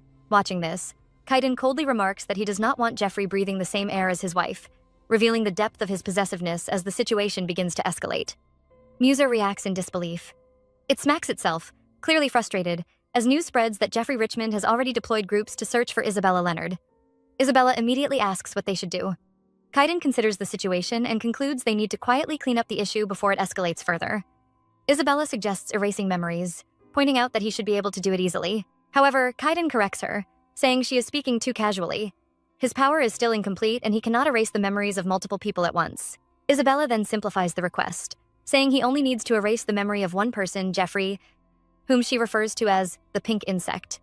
Kaiden agrees that Jeffrey is the only witness who confirmed her disappearance, but then suddenly shifts the conversation back to himself. He asks why she never calls him by his first name. Isabella smiles at his reaction, noticing his embarrassment as he turns away. She softly calls him by name, Kaiden, and promises to use it whenever they are alone. She then suggests they return home quickly before the search intensifies. Kaiden stretches his arms out and tells her to hug him if she does not want to be carried like luggage again. He urges her to hold on tightly and close her eyes since he will move quickly to resolve the situation. Before leaving, Isabella asks him not to harm Jeffrey. Kaiden agrees, though he adds coldly that he will not do so today. Back at the estate, Jeffrey Richmond continues searching for Isabella. As he moves through the manor, a voice suddenly calls from behind him. He freezes instantly, sensing an intruder. Drawing his sword, he turns sharply and points it at the figure behind him, Kaiden Blake. Jeffrey demands to know Isabella's whereabouts and warns that he will not forgive anyone who harms even a hair on her head. Kaiden calmly reads his thoughts and concludes that humans are indeed vulgar and wicked. He dismisses Jeffrey entirely, treating him as nothing more than a nuisance and tightening his grip on the sword with a smirk. Jeffrey struggles to move as an unusual pressure affects his body. Still, he insists Kaiden stop speaking so casually about Isabella, warning him to be careful or face consequences. As the others pass by, they spot him and rush over, calling out Commander and quickly lifting him up. Inside, Kaiden asks Isabella if she is okay, noticing that she is shaking. She explains that she usually gets cold when she goes outside and that she will feel better after some sleep. Kaiden wonders why he suddenly cannot read her mind anymore, especially since moments ago he could clearly hear Jeffrey's thoughts, whom he dismissively refers to as an insect. He tells her to get warm first and apologizes, covering her to keep her steady, hoping he has not caused her too much trouble. Isabella instructs Muser to go outside and watch for anyone approaching. Muser sighs but obeys, commenting that she always has requests. Left alone with Kaiden, she calls out to him and tells him she had fun tonight, insisting she wants to say it even if he already knows. She adds that the night sky was beautiful, and without him she would never have experienced it. Kaiden asks if she does not think the moment was pathetic, but she simply laughs and says she does not. He gently presses her hand to his face and asks if she thinks he is a dreadful demon. She smiles and says no, that he is just him. The moment stirs something in him, and he recalls his childhood in the Magic Tower, enduring his mana torrent alone, wishing someone would reassure him with warmth like this. For a brief moment, he feels the same comfort he once imagined. Soon after, she bids him goodbye as he leaves. Later, Kaiden sits alone, thinking about what he heard from Muser, that the pink mop guy admitted his mistake due to fatigue. He reflects on Isabella instead, her name feeling bright and delicate in his mind. He remembers their first meeting, when she stood before him with a sword and spoke absurdly without fear, like a pure field of untouched snow. He realizes he finds comfort in her thoughts, yet now something is wrong. He can no longer read them. He considers his ability as a demon, mind reading, something he often used to tease others, especially his contract partner. The loss unsettles him. He concludes it could be instability in his powers or a condition blocking them, but either way, it bothers him more than expected. When someone arrives and hands him a letter from his partner, Muser delivering Isabella's message, he realizes she has officially summoned him. It becomes the first time she directly calls for him. The next morning, Kaiden and Isabella arrive at a merchant company in the north. The merchant greets Kaiden and then Isabella, politely introducing himself as a duke who oversees the largest trading operations in the region. He takes Isabella's hand in greeting, but Kaiden immediately steps in, separating them and cutting the interaction short. The merchant explains how the northern trade system works, detailing imports, production, and seasonal goods for high society. He then subtly engages Isabella in conversation, which irritates Kaiden.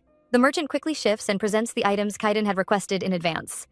Isabella is stunned to see rows of shoes prepared for her. Kaiden explains he ordered them because she seems to like new footwear. He kneels and personally puts a pair on her, calling her pretty. She warns him about their surroundings, but he deliberately breaks the heel of her formal shoe, declaring it unusable. He claims that anything impure touching her disrupts his mana connection, so from now on, she will only wear what he provides. The atmosphere tightens as Kaiden's possessiveness becomes more direct and controlling, while Isabella remains caught between politeness, strategy, and the growing intensity of their contract bond. Kaiden grins widely as Isabella stares at him speechless. Of course, it is a ridiculous argument, but he only leans closer and whispers something to her.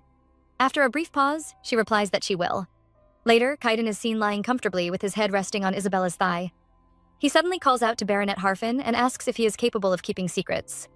The Baronet quickly assures him that he is, and Kaiden calmly tells him that everything he witnesses today must remain confidential, warning that he hates unnecessary trouble. The Baronet immediately agrees, saying he would never dare speak of it.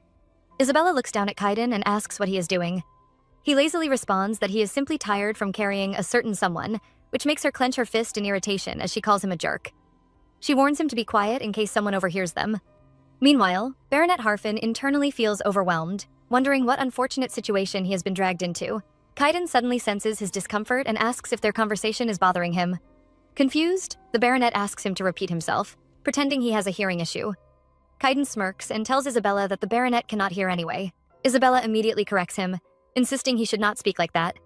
Kaiden then turns back to the Baronet and casually mentions that he heard his wife has excellent taste, suggesting he would like her assistance in selecting the most expensive items available. Then, as if reconsidering, he adds that they might as well send everything to them. He then asks Isabella for her opinion.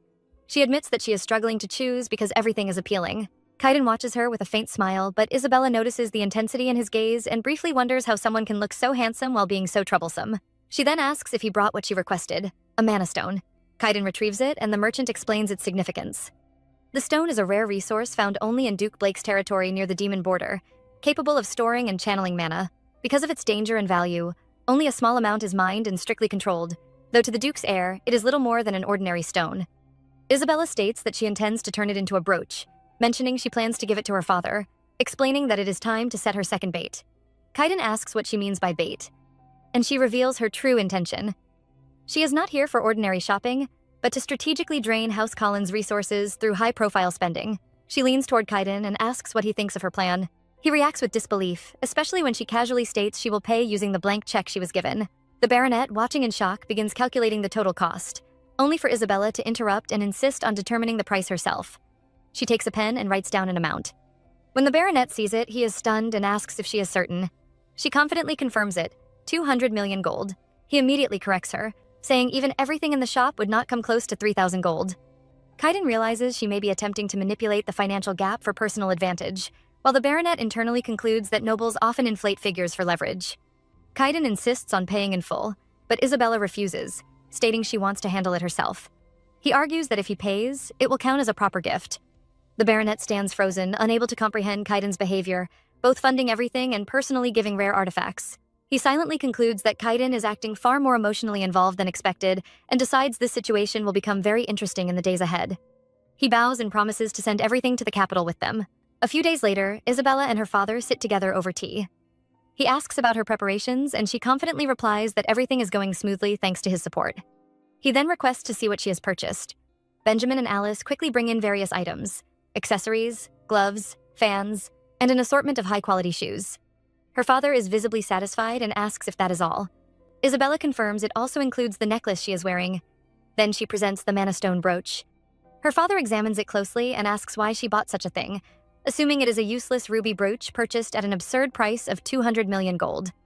Isabella immediately corrects him, stating it is not a ruby but a mana stone brooch. Her father immediately sends the maid and Benjamin away, but even after that, he still finds it difficult to believe her words. No matter how much he stares at her, he cannot understand how a girl like Isabella could possibly get her hands on mana stones. Before he could continue doubting her, Isabella calmly brings out a small bottle of lotion. She already expects this reaction from him, so she prepared proof in advance.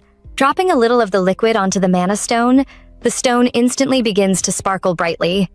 She explains that the solution is used to test genuine mana stones, and that the reaction he just witnessed confirms its authenticity. If he still doubts her, he is free to verify it later himself. She really came prepared for every possible question. Her father falls silent while staring at the glowing stone.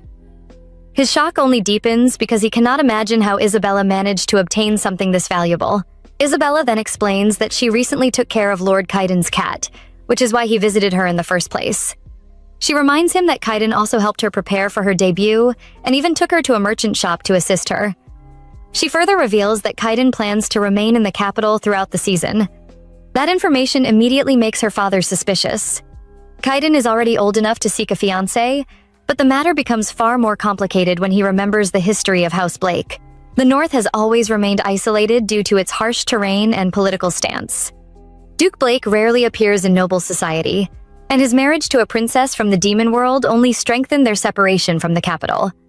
So why would Kaiden suddenly enter the social scene now? Why would House Blake suddenly show interest in the capital after remaining distant for so long? This is already sounding way bigger than a simple debut season. When her father questions her about it, Isabella explains that House Blake likely wants to expand its influence in the capital. She tells him they are searching for a stable source of income, so she suggested turning mana stones into wearable accessories that people could carry around easily. In return for her intelligent proposal, Kaiden gifted her the brooch. Her father then realizes why she spent 200 million gold. Isabella admits she wants to become the first customer and investor in the business. If House Blake truly begins this venture, they will eventually require a trustworthy partner within the central region, and she believes it is wise to secure that position early. Conveniently, their territory lies between the demon world and the capital, making her father the perfect choice. She hands him the mana stone and encourages him to use it himself. According to her, the mana stone contains magic that helps people sleep peacefully. The moment he hears that, he becomes visibly interested because he has been struggling with sleep for a long time. Isabella sweetly tells him that this special one was requested specifically for him and that from now on he will only have pleasant dreams. What he does not realize is that those peaceful dreams will continue only until the day he wakes up surrounded by flames. Oof. She really said sweet dreams while planning his downfall. Soon, the long-awaited day of Isabella's debut finally arrives. Jeffrey enters and is warmly welcomed by Lily, who immediately asks about his condition. She brings up the hallucinations he suffered from due to exhaustion, and even mentions how he collapsed near a tree in the garden. Worried for him, she urges him to stop overworking himself. Embarrassed, Jeffrey quietly assures her that he will listen. Sir Collins soon walks by and notices Jeffrey. After greeting him politely, he asks whether Jeffrey will accompany Isabella today since Lily cannot attend. Lily admits that she does not feel comfortable going because the event is taking place inside the palace. The memories tied to that place are still difficult for her to face. She asks him to look after Isabella carefully in her place, and Sir Collins confidently promises to chase away any suspicious men who dare approach her. When he asks about Catherine, Jeffrey explains that she will meet them directly at the palace. Their conversation suddenly comes to a stop as everyone turns toward the staircase. Isabella slowly walks down with graceful elegance, looking almost unreal in her beauty. She truly resembles an angel descending from above. She nervously asks Lily how she looks, and Lily becomes emotional while praising her beauty. To her, Isabella shines so brightly that it is almost blinding. Unable to believe how much her little daughter has grown, Lily becomes overwhelmed. Isabella then asks for a hug, but Lily hesitates because she fears ruining her carefully prepared outfit. Isabella reassures her that the dress can easily be fixed, and the two finally embrace. During the hug, Isabella notices that her mother is trembling far more than she is. Lily apologizes for not being able to accompany her to the palace, but Isabella gently tells her not to worry. She promises that she will quietly handle everything without creating chaos. She intends to reclaim everything that rightfully belongs to her, including her title and the family she treasures deeply. Lily smiles softly and jokingly reminds her not to get caught while doing it. Deep down, Isabella prays for the strength to accomplish her mission successfully. As she walks alongside her father, she asks about his sleep. He admits he barely rested because of excitement for the debut, but after sleeping briefly, his mind feels surprisingly refreshed and clear. Hearing that brings Isabella relief because after trying the Mana Stone herself, she knows exactly how effective it is. Jeffrey suddenly notices that Isabella is not wearing the shoes he gifted her. Isabella casually explains that she loved them so much she wore them too often until the heels eventually broke off. Meanwhile, Sir Collins quietly remembers the promise Isabella once made. If she failed, she agreed to marry without complaint and allow him to choose her husband. Thinking carefully, he concludes that if he truly had the right to decide, House Blake would be the best possible match for her. Standing proudly inside the palace in an elegant suit, Kaiden notices the whispers spreading around him. He wonders whether the nobles are talking about him while his eyes continue searching the area. At that moment, he quietly asks himself when his wife will finally arrive. Looks like someone is already impatiently waiting for her arrival. People gossip that Kaiden looks even more handsome than they expected, noting how attractive he appears despite having been locked away in the Magic Tower for years. He approaches a lady and clears his throat, causing her to panic as she realizes he may have heard her thoughts. She quickly walks away in embarrassment. It is ironic how people once pointed at him for being the son of a demon when he was not one. Yet, now that he is a demon, they desperately try to catch even a second of his attention. His thoughts drift elsewhere as he longs to see Isabella, and the fact that he can no longer hear her thoughts still pains him deeply. Whenever curiosity about her arises, everything else around him seems to fade into silence. She's starting to dominate his thoughts more and more. Isabella enters with her father, who urges her to greet a noble lady. She complies politely, receiving remarks about how much she has grown. As she moves forward, her eyes land on someone familiar, and she smiles. It is Kaiden. It is clear she has been wanting to see him as well. Suddenly, Jeffrey calls out from behind, asking her to wait.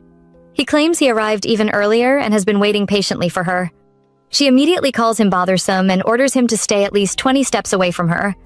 Kaiden then speaks up as he steps closer, greeting her with a smile that carries quiet contempt. This situation is already getting messy very fast. Later, Jeffrey asks if she knows Lord Kaiden, and although she expected the question, it still irritates her. She reminds Jeffrey again about keeping his distance. She explains she is here to find a husband, and no one will approach her properly if the commander of the Western Night Order is glaring at them. Kaiden calmly says he only came over because he was thirsty, though Isabella is clearly standing near the drink table. She dismisses him again and tells him to stop interfering in her matters, noting how temperamental he is. She walks away, and Jeffrey questions whether she truly intends to meet Kaiden despite the rumors surrounding him. She asks who he is referring to, and he explains that Kaiden Blake is rumored to have gone mad after absorbing monster energy and is said to be confined in the Magic Tower. Isabella replies that if he is here, then he must be better now, but Jeffrey disagrees, insisting it is even more suspicious for him to appear suddenly. He then shifts the conversation, mentioning how Marquess Richmond's son is rumored to be handsome, polite, and intelligent, wondering why that topic has surfaced now. Isabella calmly responds that rumors can be wrong. Jeffrey becomes frustrated and warns her to look closely at Kaiden's blood-red eyes, questioning how anyone could see sanity in them. She smiles and replies that this very trait makes him appealing to her. She seems more intrigued by him than concerned about the rumors. Jeffrey is immediately angered, insisting she cannot possibly like someone like Kaiden, especially with demon blood and madness rumors surrounding him. He declares that she should be with someone respectable instead. At that moment, Kaiden walks past and announces that the ceremony is about to begin. Jeffrey is instantly enraged, clears his throat and tries to introduce himself properly, but when he looks up, Kaiden and Isabella are already gone. On the other hand, Kaiden tells Isabella they have finally escaped Jeffrey and asks for a reward for rescuing her from him. She pauses before replying and tells him to let go of her hand first, warning that gossip will spread before she is officially introduced. He releases her, claiming he was only in a hurry. Even so, the closeness between them has already drawn attention and whispers from the crowd. Kaiden admits it is already too late to avoid rumors. He quietly observes her, unable to help himself, thinking she looks especially beautiful today. The thought of hiding her away so no one else can see her briefly crosses his mind. He gently touches her face and asks if this counts as cheating already. That sounds possessive. Just then, a guard announces the arrival of His Majesty. As the Emperor walks in, he asks if the child is truly present. The guard confirms her attendance at the entrance and also mentions that Count Collins accompanied her. The Emperor's thoughts darken as he recalls how Collins once impregnated his daughter to secure status, and he views his presence at the event as shameless. Murmurs spread through the crowd. The announcer then declares that all debuting young ladies and gentlemen must step forward with their guardians or chaperones. Isabella holds her father as they prepare. The announcer further explains that the Emperor himself is hosting the debut ceremony. Even though the Empress and Crown Prince are no longer present, Prince Aster remains, signaling the Emperor's recognition of him as successor. Count Collins quietly smiles, believing everything is going according to his plan. Then, Isabella is officially introduced as the daughter of Count Collins. She and her father step forward to greet His Majesty, who is visibly shocked upon seeing Isabella and the dress she is wearing. The Emperor immediately recognizes the dress Isabella is wearing. It is the same design he remembers from years ago. That day was the first New Year's celebration after the Empress was no longer with them. The memory pulls him back. Lily had been trying on dresses for the occasion, asking for his opinion. She had always come to him during his grieving period, quietly keeping him company when he was lost in sorrow. Even while both of them were mourning someone they loved, she still managed to ease his pain. On that day, he had chosen the very dress Isabella now wears, telling Lily it matched her mother's favorite color. So this dress carries way more history than it looks like. Isabella bows respectfully as she greets the Emperor. He gently places his hand on her head while she offers a formal blessing, praying for his reign to bring prosperity and glory to the Empire and addressing him as the great son of legend. As she speaks, he studies her closely, wondering why she chose that particular dress. A thought crosses his mind, whether she has inherited her father's boldness or even shamelessness. But at the same time, she reminds him too much of Lily. While he is lost in thought, Isabella introduces herself clearly as Isabella Leonard. That statement catches him completely off guard. It is not what he expected at all. Later, her father praises her and asks what she must have said to the Emperor, noticing how he had been visibly shaken. Isabella calmly replies that she only wished him good health. Her father assumes the Emperor must be pleased to see his beautiful granddaughter, but the Emperor's reaction is far more complex than that.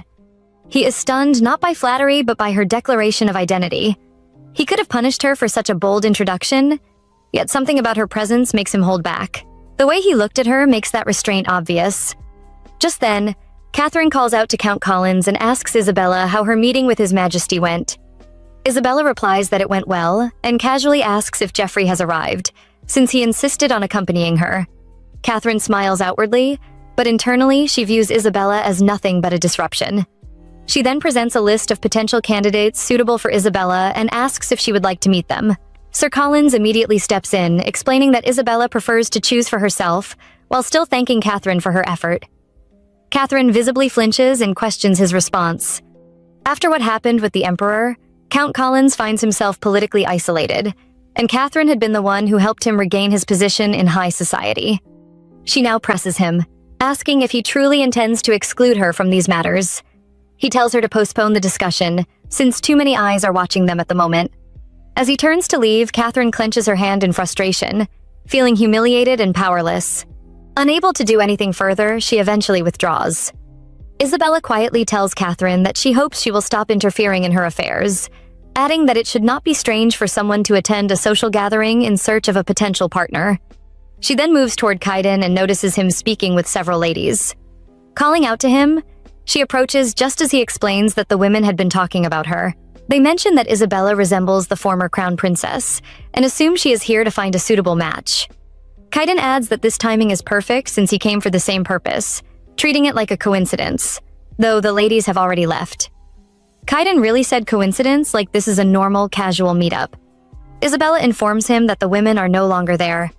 Kaiden immediately calls them rude and petty, to which she calmly replies that she could say the same about him. She then tells him to go around spreading rumors if he likes.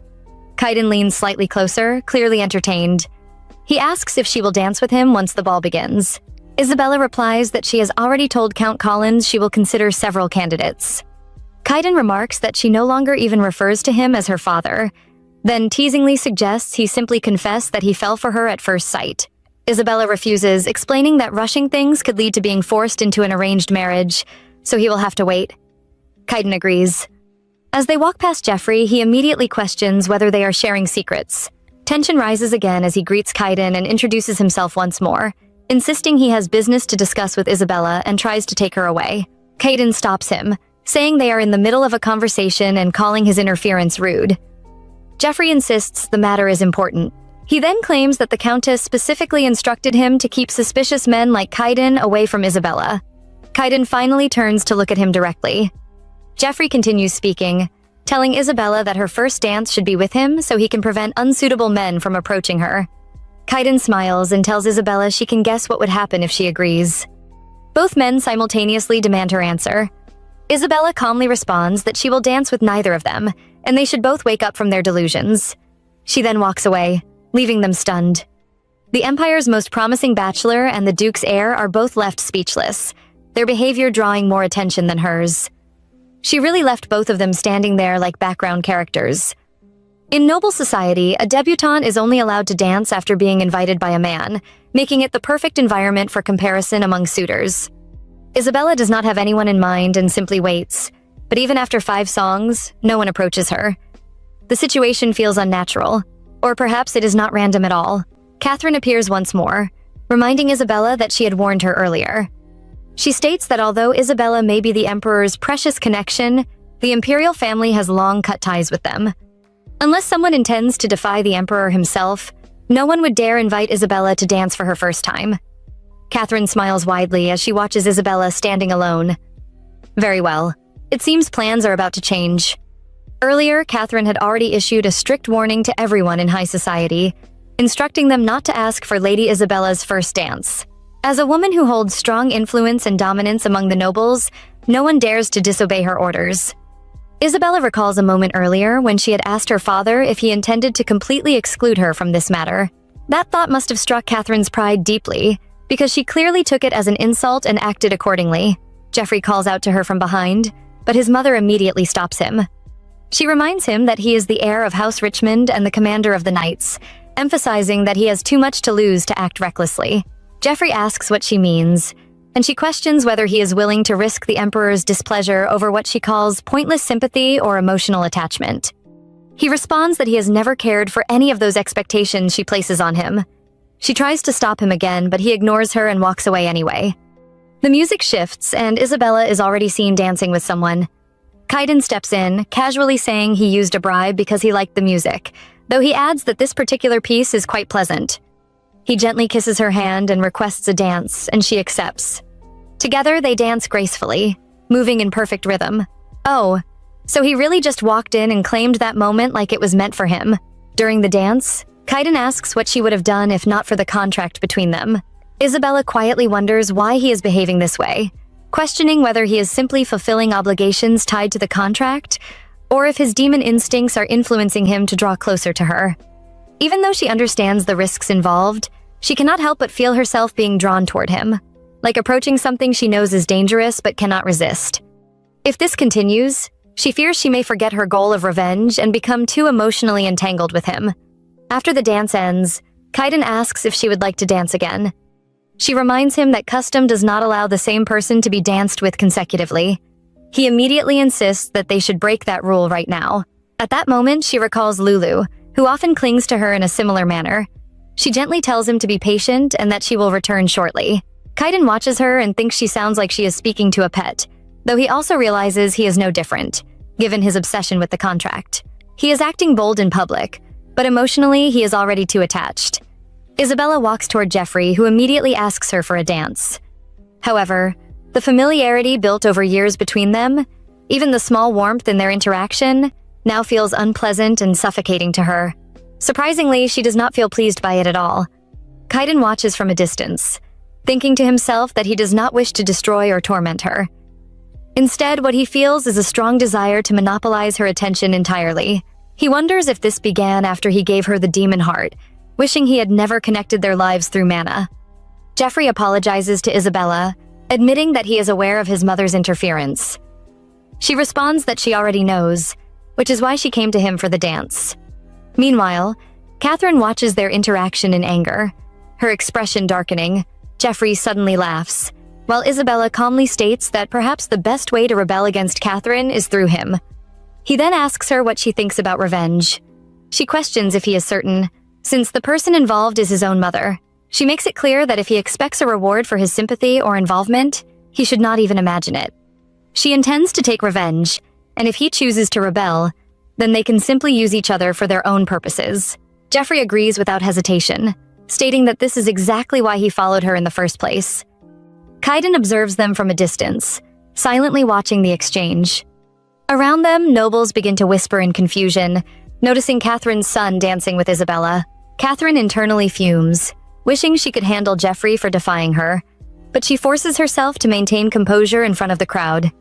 She quickly tries to explain to the guests that Jeffrey only acted out of childhood familiarity and sympathy, insisting that he is not the first to dance with Isabella. She attempts to calm the situation, though her words only add more tension. She's smiling, but everything is clearly slipping out of her control. While still managing the crowd, Jeffrey and Isabella approach her.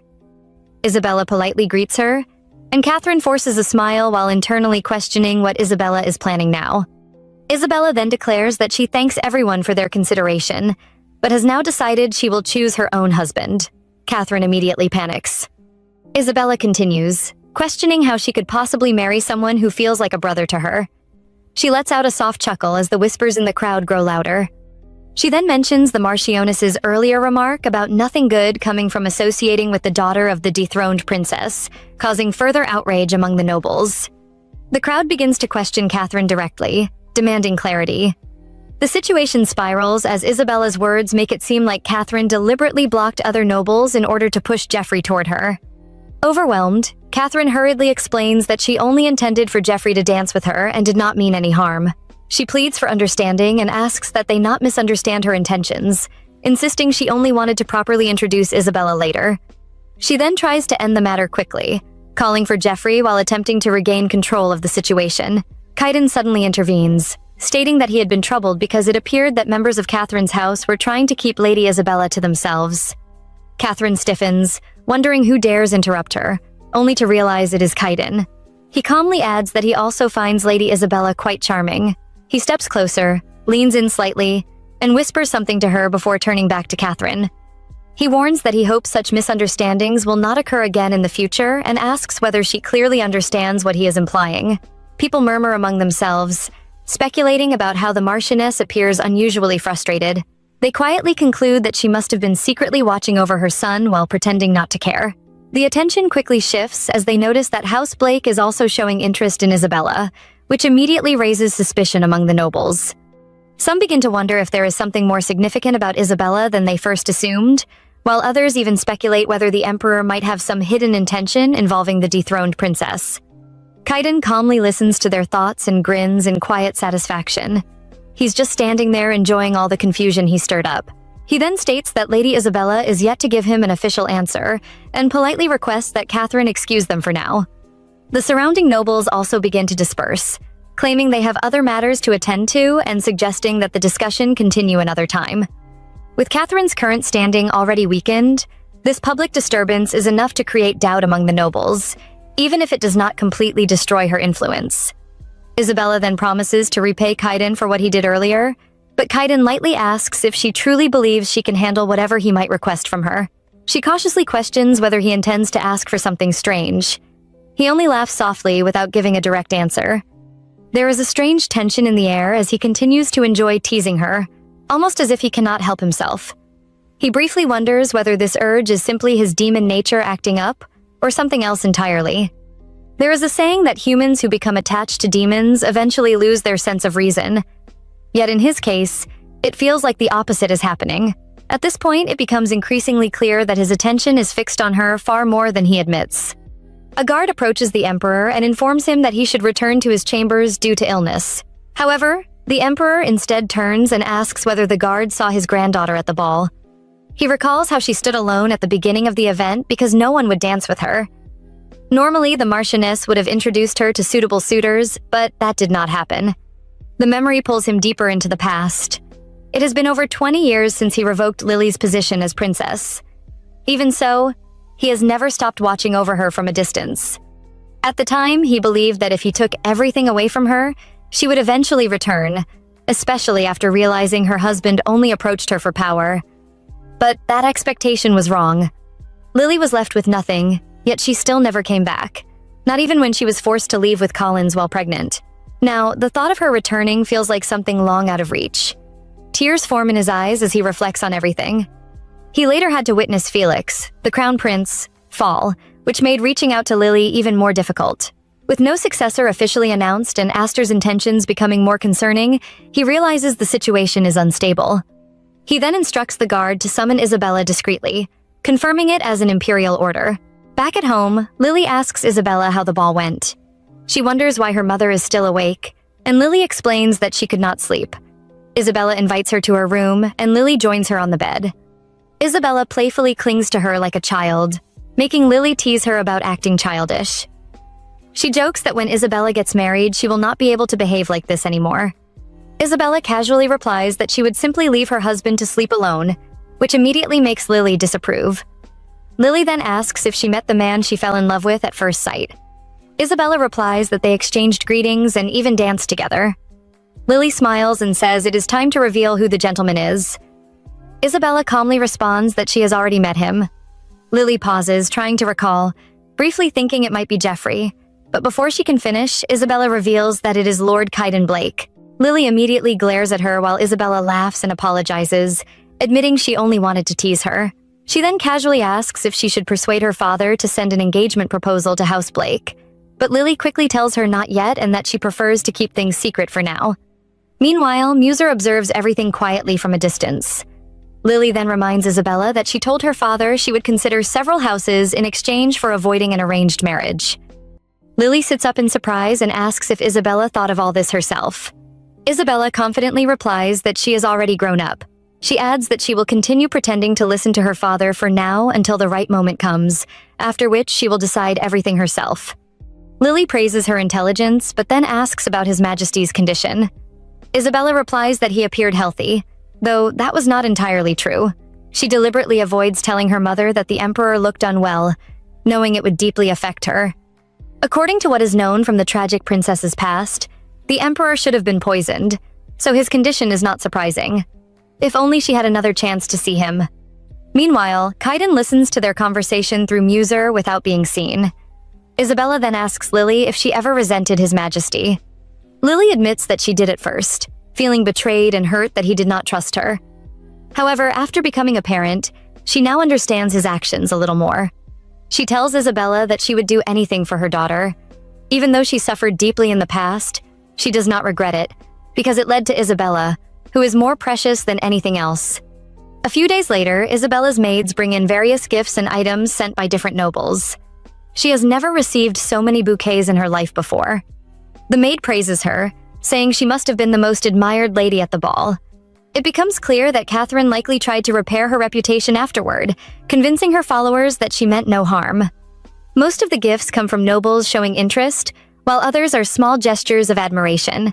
However, none of them include formal marriage proposals. Then, Isabella notices a bouquet of black roses accompanied by a letter. She finds it unusual, since black roses are rarely used to express romantic interest. The letter reads, "With this homage to eternal beauty, I would like to invite you to a luncheon." The invitation is addressed to Isabella Leonard, which surprises her because she has only revealed that surname to two people, Kaiden and the Emperor. Alice calls from behind and Isabella quietly smiles, already certain this invitation is not ordinary. It is definitely not a normal, noble invitation. Days later, Isabella arrives at the arranged destination. A man comes forward to welcome her warmly, and she politely thanks him for the reception. Officially, the invitation letter was sent by the second son of House Jenkins. He mentions that dinner tonight will likely be served with wine, and casually asks if she would like to view the different varieties available. Isabella agrees and follows his guidance. Sir Jenkins, the head of the family, is not of particularly high status, but as a member of the Imperial Knights, he is still regarded as a loyal subject of the Emperor. He leads her toward a private room where rare wines are stored. In truth, this arrangement is carefully designed as a discreet way to arrange a private meeting with her. This whole wine tour is just a cover for something way bigger. When Isabella opens the door, she finds His Majesty sitting calmly inside. She immediately bows and greets him respectfully, addressing him as the Master of Legend. He responds that they do not have much time and moves straight to the point. He questions her intentions behind introducing herself as Isabella Leonard, warning that depending on her answer, she could be charged with insulting the imperial family. He reflects internally that she has boldly evoked memories of his dethroned daughter and also used the imperial surname without permission. Such behavior is not expected from a young lady who has just debuted in society. He questions whether her father instructed her to do so. Isabella calmly smiles and replies that her father wishes to reconcile with him, and she can sense that intention clearly. The Emperor then asks if she debuted simply to act as her father's puppet. She firmly denies this, stating that she is not aligned with her father and that he is irrelevant to this matter of reconciliation. He presses further, demanding a credible reason he can trust. Isabella then explains that she has only one purpose for risking her life to come to this meeting. She reveals that Count Collins took his daughter and severed the bond between parent and child, and later shamelessly cheated on his wife with her friend. Because of this, she wants revenge against him. The Emperor is taken aback, wondering how she already knows about her father's unfaithfulness. He asks if her mother is aware of it.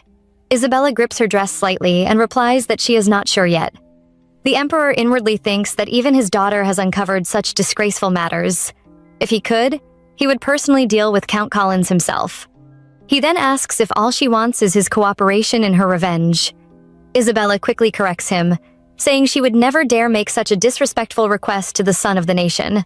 However, she suggests that while pursuing her revenge, she may also remove one of the thorns on his side. She reminds him that he urgently needs a successor, and if he continues to delay, Prince Aster may eventually target her mother. The Emperor looks at her in shock, realizing she is speaking about extremely dangerous matters. Isabella calmly states that she understands how much he values his only daughter, who is her mother, but she also knows he cannot act rashly without putting her in danger. That is why she proposes a deal. Her condition is simple: reinstate Lily as princess. He tells her it is not that simple.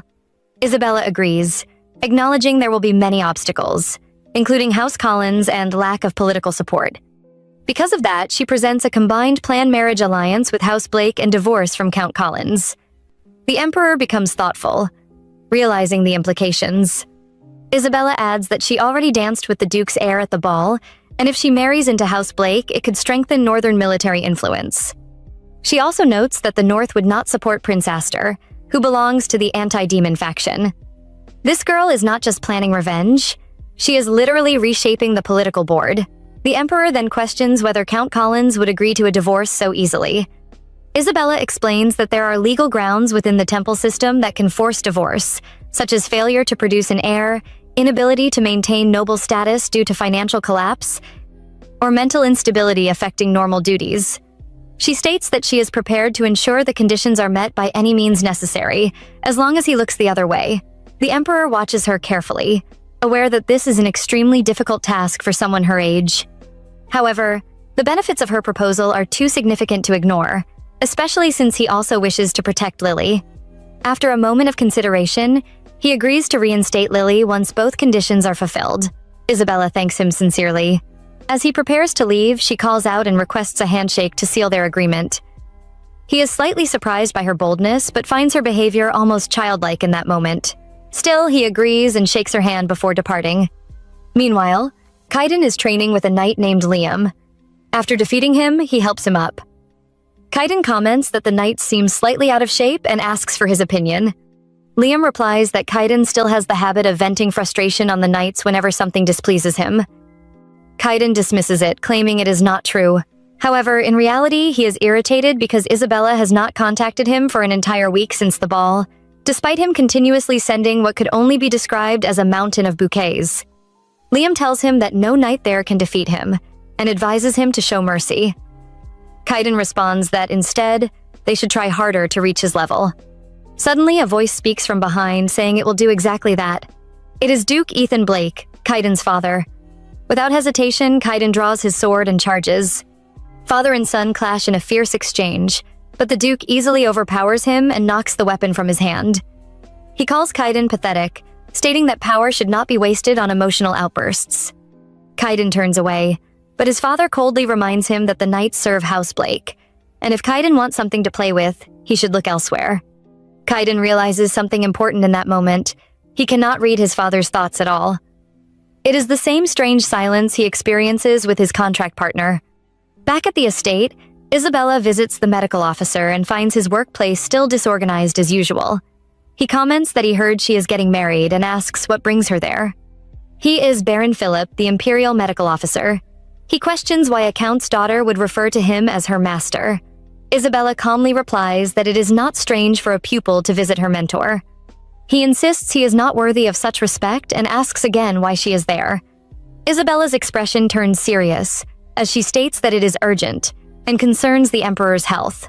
The doctor expresses visible surprise, though he quickly pretends he did not hear what Isabella just said. She calls out to him again, and he finally responds by reminding her that he is the Imperial Doctor and cannot casually discuss His Majesty's health with an outsider. Isabella calmly asks him to examine something first before making any conclusions. She then shows him a strange mushroom and questions whether he recognizes it. The doctor studies it carefully before admitting that it is indeed a mushroom, though he has never seen that particular kind before. Isabella explains that most people would not recognize it because it has not yet been properly researched within academic circles. She reveals that it is called the IMP's mushroom and is mainly known among knights who hunt monsters. Curious, the doctor immediately asks if it is poisonous. Rather than simply explaining, Isabella decides to demonstrate it herself and suddenly eats one. The doctor panics in disbelief, loudly protesting that she cannot consume something suspicious without certainty. Isabella winces at the terrible taste but casually remarks that one mushroom alone is not dangerous. She explains that showing him directly would be faster than describing it with words. Soon after, she notes that the symptoms are appearing quickly and asks him to examine her hand. When he looks closely, he notices a crescent moon-like pattern forming around her fingernails, along with unusual heat radiating from her fingertips. Isabella confirms that this is exactly what she noticed on His Majesty's hands. The doctor is immediately alarmed and questions whether she is implying that the Emperor has been consuming those mushrooms. Isabella calmly confirms it and further explains that she believes His Majesty has likely been taking them for quite a long time already. Our girl isn't here to play. She continues explaining that the mushroom functions like a stimulant. In small amounts, it can temporarily help people stay awake and energized, which is why knights sometimes consume it during overnight monster hunts. However, prolonged use causes severe side effects. The doctor asks what kind of side effects she means, and Isabella begins listing them one by one. Dry mouth, worsening indigestion, dizziness, and eventually falling into a coma if it continues long enough. She then asks whether those symptoms remind him of anyone. The doctor quietly realizes that His Majesty has indeed complained about many of those exact symptoms before. However, he had previously dismissed them as normal issues related to age, especially since no major health crisis had occurred yet. He also recalls that the Emperor undergoes examinations every morning and afternoon, and during today's checkup, he did not notice the marks Isabella currently has on her fingertips. Because of this, he cautiously states that it is still too early to conclude the mushrooms are responsible. Isabella immediately suggests another possibility, that His Majesty may only consume them after his examinations are completed.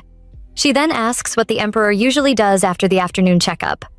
The doctor replies that His Majesty normally drinks tea while reading documents afterward. Isabella immediately concludes that this must be when it happens. She advises him to secretly inspect the tea or, if possible, stop the Emperor from drinking it for several days and observe whether his condition changes. After hearing her reasoning, the doctor finally agrees. A few days later, the masquerade hosted by Viscount Grissom arrives. Since the Viscount is one of Prince Astor's loyal followers, Isabella quickly realizes that this gathering is essentially a ball arranged for the prince himself. Because of that, she concludes it would be unsafe or unpleasant for her mother to attend. However, attending alone with her father is hardly comforting either. Not long afterward, her father asks whether there has been any news from the Duke's heir. Isabella immediately realizes he means Kaiden. When she casually refers to him by name, her father reacts with surprise and asks whether they already address each other informally. Isabella calmly explains that Kaiden said he was not accustomed to being called Lord. Her father secretly grows hopeful at hearing this. In his mind, the fact that they have already dropped formal titles suggests their relationship is progressing well. He remembers how openly Kaiden expressed interest in Isabella during the previous ball. Even though the Duke's heir has not sent banquet invitations or obvious gestures afterward, Colin still believes there has been meaningful progress between them. At the same time, he worries that Prince Astor likely heard about Catherine's humiliation during the previous gathering. For his own protection, he now feels more determined than ever to ensure Isabella marries Kaiden. If that alliance succeeds, House Collins would gain access to northern military power and even the support connected to the demon world.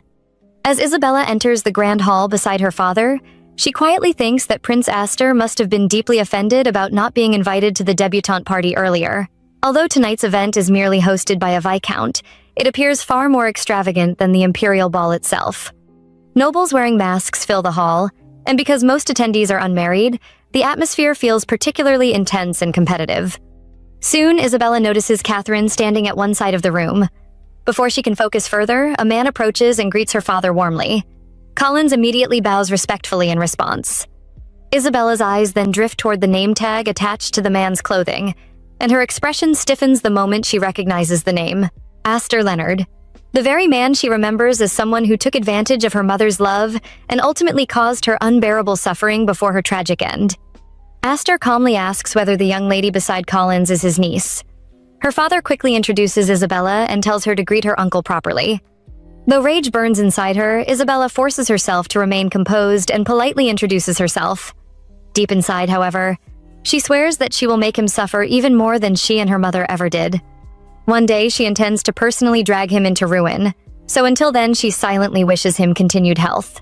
Soon afterward, someone quietly approaches her and asks whether she came alone. Isabella immediately remarks that lowering his voice so dramatically only makes him sound suspicious.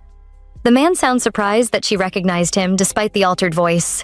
She casually states that anyone could tell it is Jeffrey Richmond and asks whether he came merely to guard her again. Jeffrey replies that he only came to make sure she does not get hurt, then begins carefully pointing out the men around the ballroom, one after another.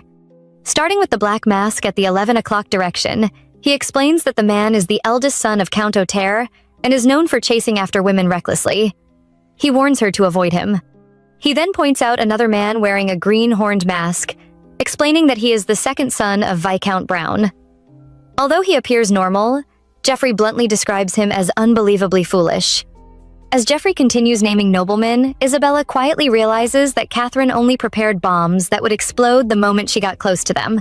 She begins wondering whether Catherine deliberately arranged these unsuitable men in order to stop any possible alliance with House Blake. Part of her even considers pretending to innocently fall for the trap, just to observe the reactions afterward. Meanwhile, Jeffrey remarks, honestly, that the only person he does not mind her being around is the last man he is about to mention. Isabella asks who that last person is. Jeffrey slowly points toward a man wearing a demon mask. It is Kaiden Blake, so the dangerous one is actually the safest. He walks up to them and immediately notices Jeffrey sticking close to Isabella again.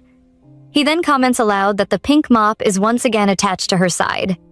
He then wonders out loud whether the so-called hero will truly be able to save the princess. Jeffrey questions what he is talking about, and Kaiden continues, remarking that it is unfortunate the princess already seems to have been seduced. He further questions why Jeffrey does not take his clumsy sense of righteousness elsewhere, suggesting that perhaps there are other feelings involved concerning his childhood friend. Jeffrey sharply responds that Kaiden should not group him with people like himself, insisting that Kaiden is the one with indecent thoughts. Kaiden calmly agrees, even adding that he indeed plans to act on such indecent intentions going forward, which leaves Jeffrey visibly surprised. Isabella then thanks Jeffrey for the information and requests a private moment so she can speak with Kaiden. Jeffrey asks if she truly understood everything he told her. She confirms that she did and says she will speak with him later. He agrees and reminds her to be careful. She turns to Kaiden and asks if he is satisfied now. Kaiden replies that he wore the obvious demon mask so she could easily find him, yet she was still engaging with another man. He calls her darling, but she immediately warns him to be mindful of his words since everyone is watching. Shortly after, Kaiden asks for her hand and confirms whether her first dance will be with him. She agrees. He remarks that she accepted more easily this time, and she responds that in return, he must understand what she will be doing afterward. When he asks what she means, she explains that many people have been trying to keep him in check since the debutante ball, and the men Catherine planted at the event will also approach her later. Kaiden questions whether she is warning him in advance that she plans to flirt with other men. She explains that Prince Aster is likely watching her, and staying only with Kaiden would be the same as provoking him. She tells Kaiden not to get jealous again like before. Kaiden pauses and says he already has a lot to do anyway. When she becomes curious, he assures her it has nothing to do with following her around. In his thoughts, Kaiden reveals that he intends to personally deal with those who have been sending letters to his wife. He then asks if she likes the demon heart she is wearing. She explains that he gave it to her for self-defense, while he internally notes that she is standing in the middle of a battlefield filled with enemies. He tells her not to be anxious, but she insists she is fine and even asks if he read her mind. He silently admits that he is becoming dangerously fixated on knowing her thoughts and expressions. Isabella then admits she is slightly worried but reassures herself that Kaiden is with her, adding that hardly anything is stronger than a demon. Meanwhile, Isabella's father notices Catherine and confronts her, questioning whether she intends to disrupt his daughter again as she did during the debut. Catherine dismisses the accusation and internally reflects that the man who once bowed to her now acts differently because House Blake has taken interest in Isabella. She then informs him that Prince Aster wishes to see him privately, instructing him to follow her. He complies and is led to Prince Aster, who asks him to sit. The man internally reflects that being seated beside the prince, who once ignored him, suggests Aster may now be concerned about losing influence. Elsewhere in the hall, Isabella accepts a drink while someone offers to escort her if she becomes intoxicated. She agrees but notes that the crowd is overwhelming and she is not used to such an atmosphere. The guy suggests a quieter place, and she agrees to follow. As they leave, she discreetly swaps her glass. Outside, the guy notices the drink is already empty and asks how she feels. She replies that she is slightly dizzy, then requests that he remove his mask so she can see his face, adding that he must be handsome. He immediately removes it. After seeing his face, Isabella confirms her suspicion and slaps him, stating she cannot believe people like him are still using such a dangerous drug, and questions whether he truly thinks he will get away with it. This doesn't look like it will end well for him. He questions what drug she is referring to. Then he identifies himself as Belek Oter and insists that although he made mistakes in the past that ruined his family's standing, he is not involved in anything illegal now. Isabella responds that she has heard about his father's involvement in the black market and suggests that he must be very busy if he is even supplying drugs for his son. He immediately denies it, claiming she is falsely accusing an innocent man and demands proof of her claims. Isabella calmly tells him to drink the champagne in front of her if he is truly innocent. He pushes the glass away, causing it to shatter on the floor. That reaction said everything louder than any confession could.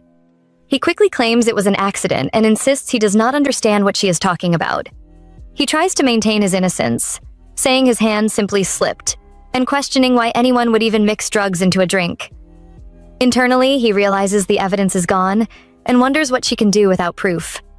He continues pretending to be offended, saying he was only expressing admiration for her and acting hurt by her reaction.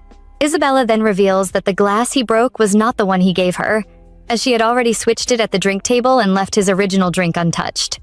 Since he insists on innocence, she suggests she will personally examine the drink she left behind, mentioning her medical training before entering high society. He panics and stops her immediately. She coldly remarks that his reputation as the foolish eldest son who ruined his family is well-deserved. He pleads with her to listen, clearly panicking. Isabella observes that he is not used to being exposed like this, as he usually deceives women without consequences. She considers reporting him to the Imperial Guards, but suspects Catherine may have pushed him into this situation. Instead, she decides to use him. She tells him she will overlook the matter under one condition. He must go to Marchioness Richmond and declare that he is completely infatuated with her, claiming Isabella is the only one he can think about. She explains internally that this will make Catherine believe her plan worked and stop interfering. She then adds that after that, he must formally propose to her. He questions why he must do all that, but she tells him he is free to refuse. When he hesitates, she calmly reaches for the glass, prompting him to quickly agree.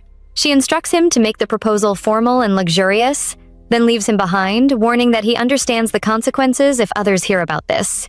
Later, Bellick convinces himself he only agreed because he was caught off guard and intends to deal with her later, instead of following through. Shortly after, Isabella notes that the situation went better than expected. Kaiden and Jeffrey have kept their distance, and she has successfully dealt with Catherine's men one by one. Her next target is Prince Aster. Aster approaches her and requests a dance. She accepts, knowing she cannot refuse him publicly. What a carefully disguised threat in front of everyone! During the dance, Aster comments that she is the highlight of the ball and mentions she resembles his late sister, the former flower of Legend. He casually asks if she has chosen a future husband yet. Isabella replies that she has not, and he states he will ensure she is matched properly, referring to her as the precious daughter of his beloved sister and wishing his sister continued health. Isabella is visibly shaken by the implication, realizing his words are a threat rather than kindness. She maintains her composure but internally understands he will not hesitate if she defies him. After the dance, she struggles with fear she did not expect to feel. Just then, Kaiden appears behind her and holds her, asking if she is all right. She wonders how he found her, and he casually replies that he thought he saw her walking in this direction. She does not even realize when she started crying, but she quickly tells him to wait for a moment as she wipes her tears away. He gently places his coat over her shoulders and remarks that she must be drunk, suggesting that they should go somewhere to eat something sweet to clear her head. As they walk, she asks where exactly they are going, and he responds vaguely without fully explaining. She insists again that she is not drunk and tells him they should return, but he simply replies that he is the one who is drunk, so she should just come along and eat with him anyway. Soon she slows down, saying she cannot walk any further because her feet hurt. He looks at her and decides this should be far enough, then tells her not to worry because they will not need to walk anymore from here. She asks if they are going back, but instead of answering, he lifts her up. It is not her first time being carried like this, but she still cannot get used to it no matter how many times it happens. She questions what he thinks he is doing, and he calmly replies that he is practicing his Demon King act, asking if it is not normal for the Demon King to abduct the princess. She silently thinks it is completely nonsense and refuses to even argue with it properly. Soon he tells her to look ahead. She does, and immediately notices a cool wind wrapping around her body, soothing her thoughts and calming her mind. The refreshing air makes her feel more aware, and she can clearly sense Kaiden's presence beside her, his hand holding her, his warmth, and even his breath so close to her. Almost instantly, she realizes her heartbeat has become loud and unstable, and she desperately hopes he does not notice. Shortly after, they arrive. She looks around and realizes they are at the Magic Tower where she first met Kaiden. She wonders how she is supposed to get back home since they have come this far, but he simply reminds her that this was meant to be an abduction from the start. She quickly asks if he intends to imprison her there, and he replies in a teasing tone that she has a lot of questions before casually heading off to change his clothes. He even adds, half-jokingly, that she is welcome to watch him undress if she wants. She immediately refuses, and he replies that it is nothing new anyway since she has already seen his body on their first meeting and even undressed him herself back then. She quickly states that she will wait outside, and he finally promises not to tease her anymore. Before leaving, he tells her to stay inside and sit down because it is cold outside. As he leaves, he notices she seems slightly more relaxed than before and remembers seeing her crying alone in the hallway earlier. That moment made his mind go completely blank. The same woman who never flinches even when a blade is at her throat, the same woman who is always confident and bold, had looked vulnerable, and he did not want to see her like that again. After changing, he returns and notices his ears are slightly red. She questions it, and also realizes how close he is, hearing his breathing clearly, which makes her even more aware of the situation. He asks if she also wants to change because her dress looks uncomfortable, but she insists she is fine, though internally she feels the opposition that everything about this moment is far more uncomfortable than the dress itself. He reassures her to relax, saying he is not going to gobble her up, and then steps outside so she can change in peace. He also remarks that she probably cannot even breathe properly in that outfit. Watching him leave, she thinks to herself that she had always assumed he simply did whatever he wanted, but he is actually being considerate in his own strange way. She then calls out to him and admits she cannot remove the dress properly on her own, asking for his help. He's not as reckless as he pretends to be. He pauses for a while and then asks if she really wants him to strip her. She immediately pleads that he should not say it in such a vulgar way and simply undo the knot at the back of the dress. He stares at her for a moment, then asks what exactly he is supposed to do.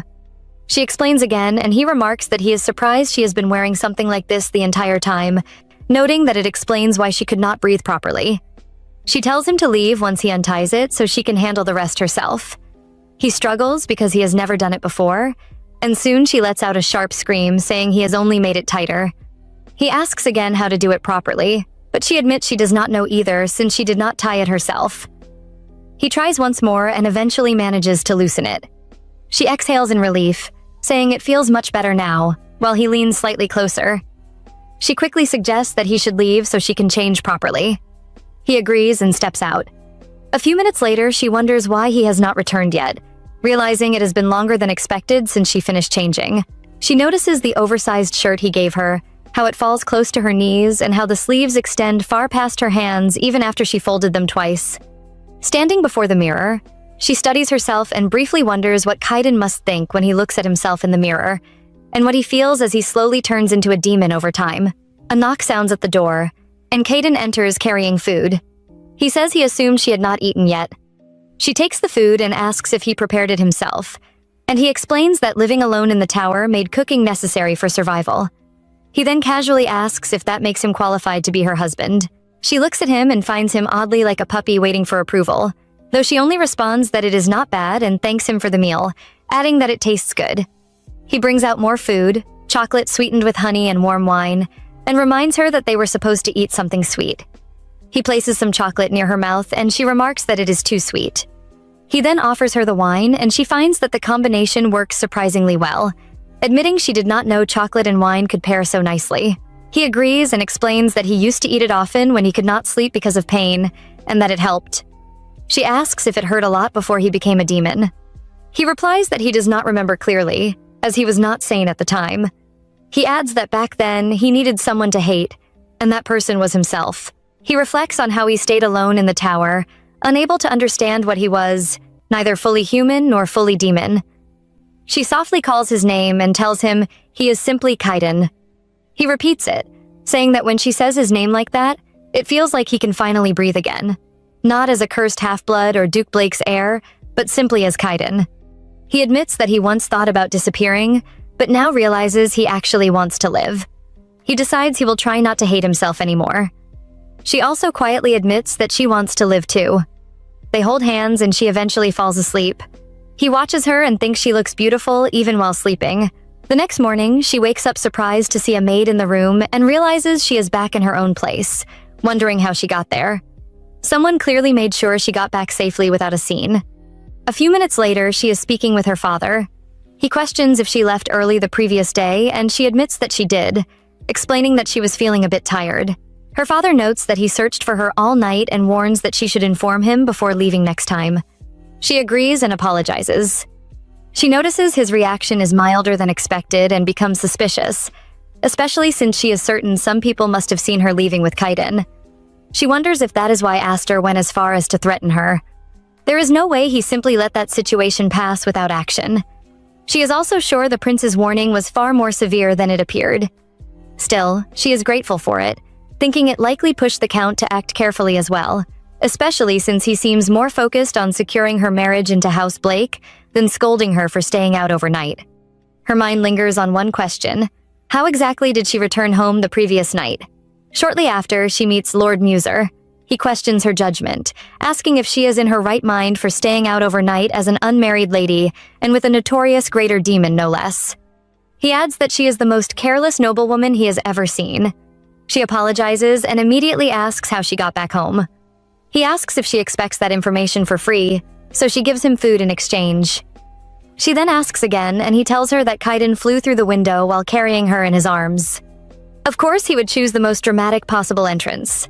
There is no subtlety in this man at all. She is stunned, and he continues that Kaiden had been asking about the situation at the manor beforehand. After patrolling the area, Muser informed him that everyone had gone to sleep. She feels relieved that no one saw them, but Muser adds that it is strange how no one noticed she had not returned at all. Her family likely assumed she had already been written off for the night. She asks about the timing, and he replies that she returned before sunrise, likely before 5 a.m. She then asks the most important question: her dress.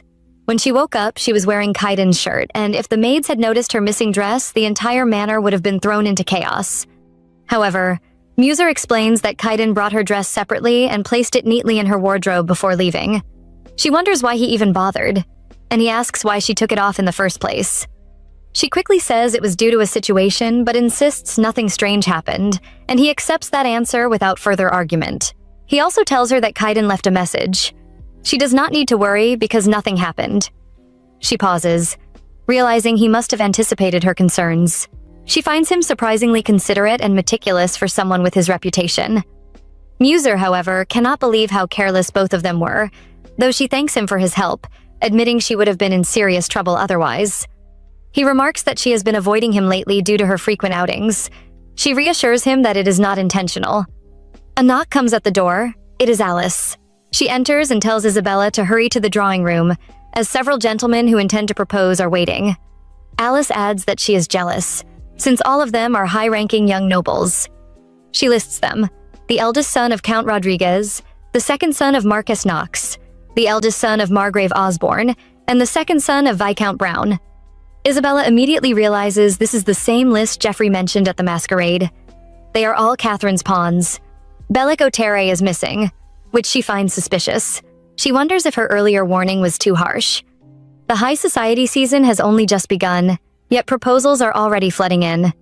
She assumes Catherine acted quickly after seeing her leave with Kaiden. When Alice says the maids are ready to dress her, Isabella instead says she is tired and will decline seeing the guests today. Alice worries about her condition, and Isabella adds that she is exhausted from last night's activities. That one sentence calmly sent the entire household into silent chaos. The maid immediately assumes things are going well with Kaiden and goes to inform the others. Isabella stops her and instructs her to deliver the message exactly as said.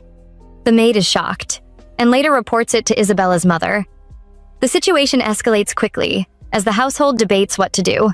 Ultimately, her mother decides to step in, since they cannot ignore guests of that status. She instructs Alice to make them wait a little longer. Meanwhile, the nobles grow restless, annoyed that they have been waiting for hours without even being offered tea.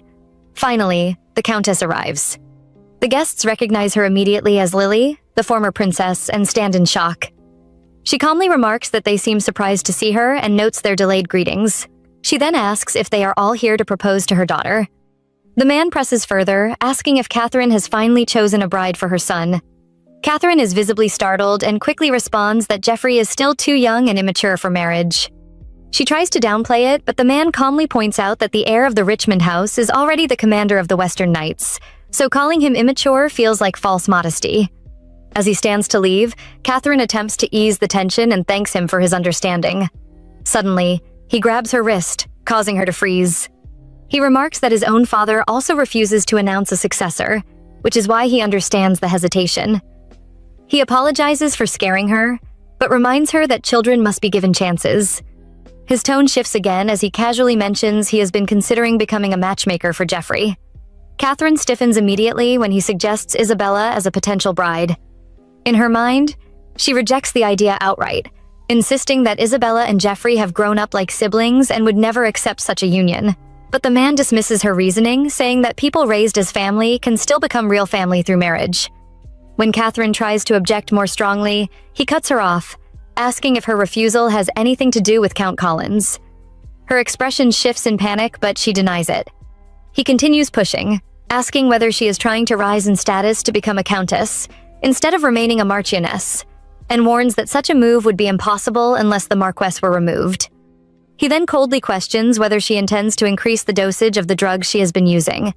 Catherine immediately panics and calls him, "Your Highness," realizing too late she may have exposed herself. He pretends ignorance, questioning why she is so shaken and reminding her to think carefully about why he chose her in the first place. He also hints that she owes her influence in high society to him. Cornered and trembling, Catherine is forced to accept that she will send the marriage proposal. This guy is clearly holding the real power behind the scenes. He appears satisfied and reminds her to be careful, warning that her son must never learn about her hidden dealings or it could destroy everything. The next day, Catherine informs Jeffrey about the marriage proposal. He is stunned and immediately rejects it, insisting there is no way she would suggest something like that unless she had lost her mind. Catherine snaps back, calling him disrespectful, but Jeffrey remains firm, stating that whatever she is planning, he will not be controlled. Catherine then asks him directly if there is a reason he cannot marry Isabella. Jeffrey pauses, visibly shaken. After a moment, he questions whether she truly does not know the reason. Catherine calls his full name, demanding an explanation. Jeffrey, in turn, questions whether he is even truly a Richmond at all, leaving her shocked and speechless as the confrontation escalates. No way! Jeffrey just flipped the power dynamic in one sentence. If you enjoyed this, please comment Isabella below. Until next time, ciao.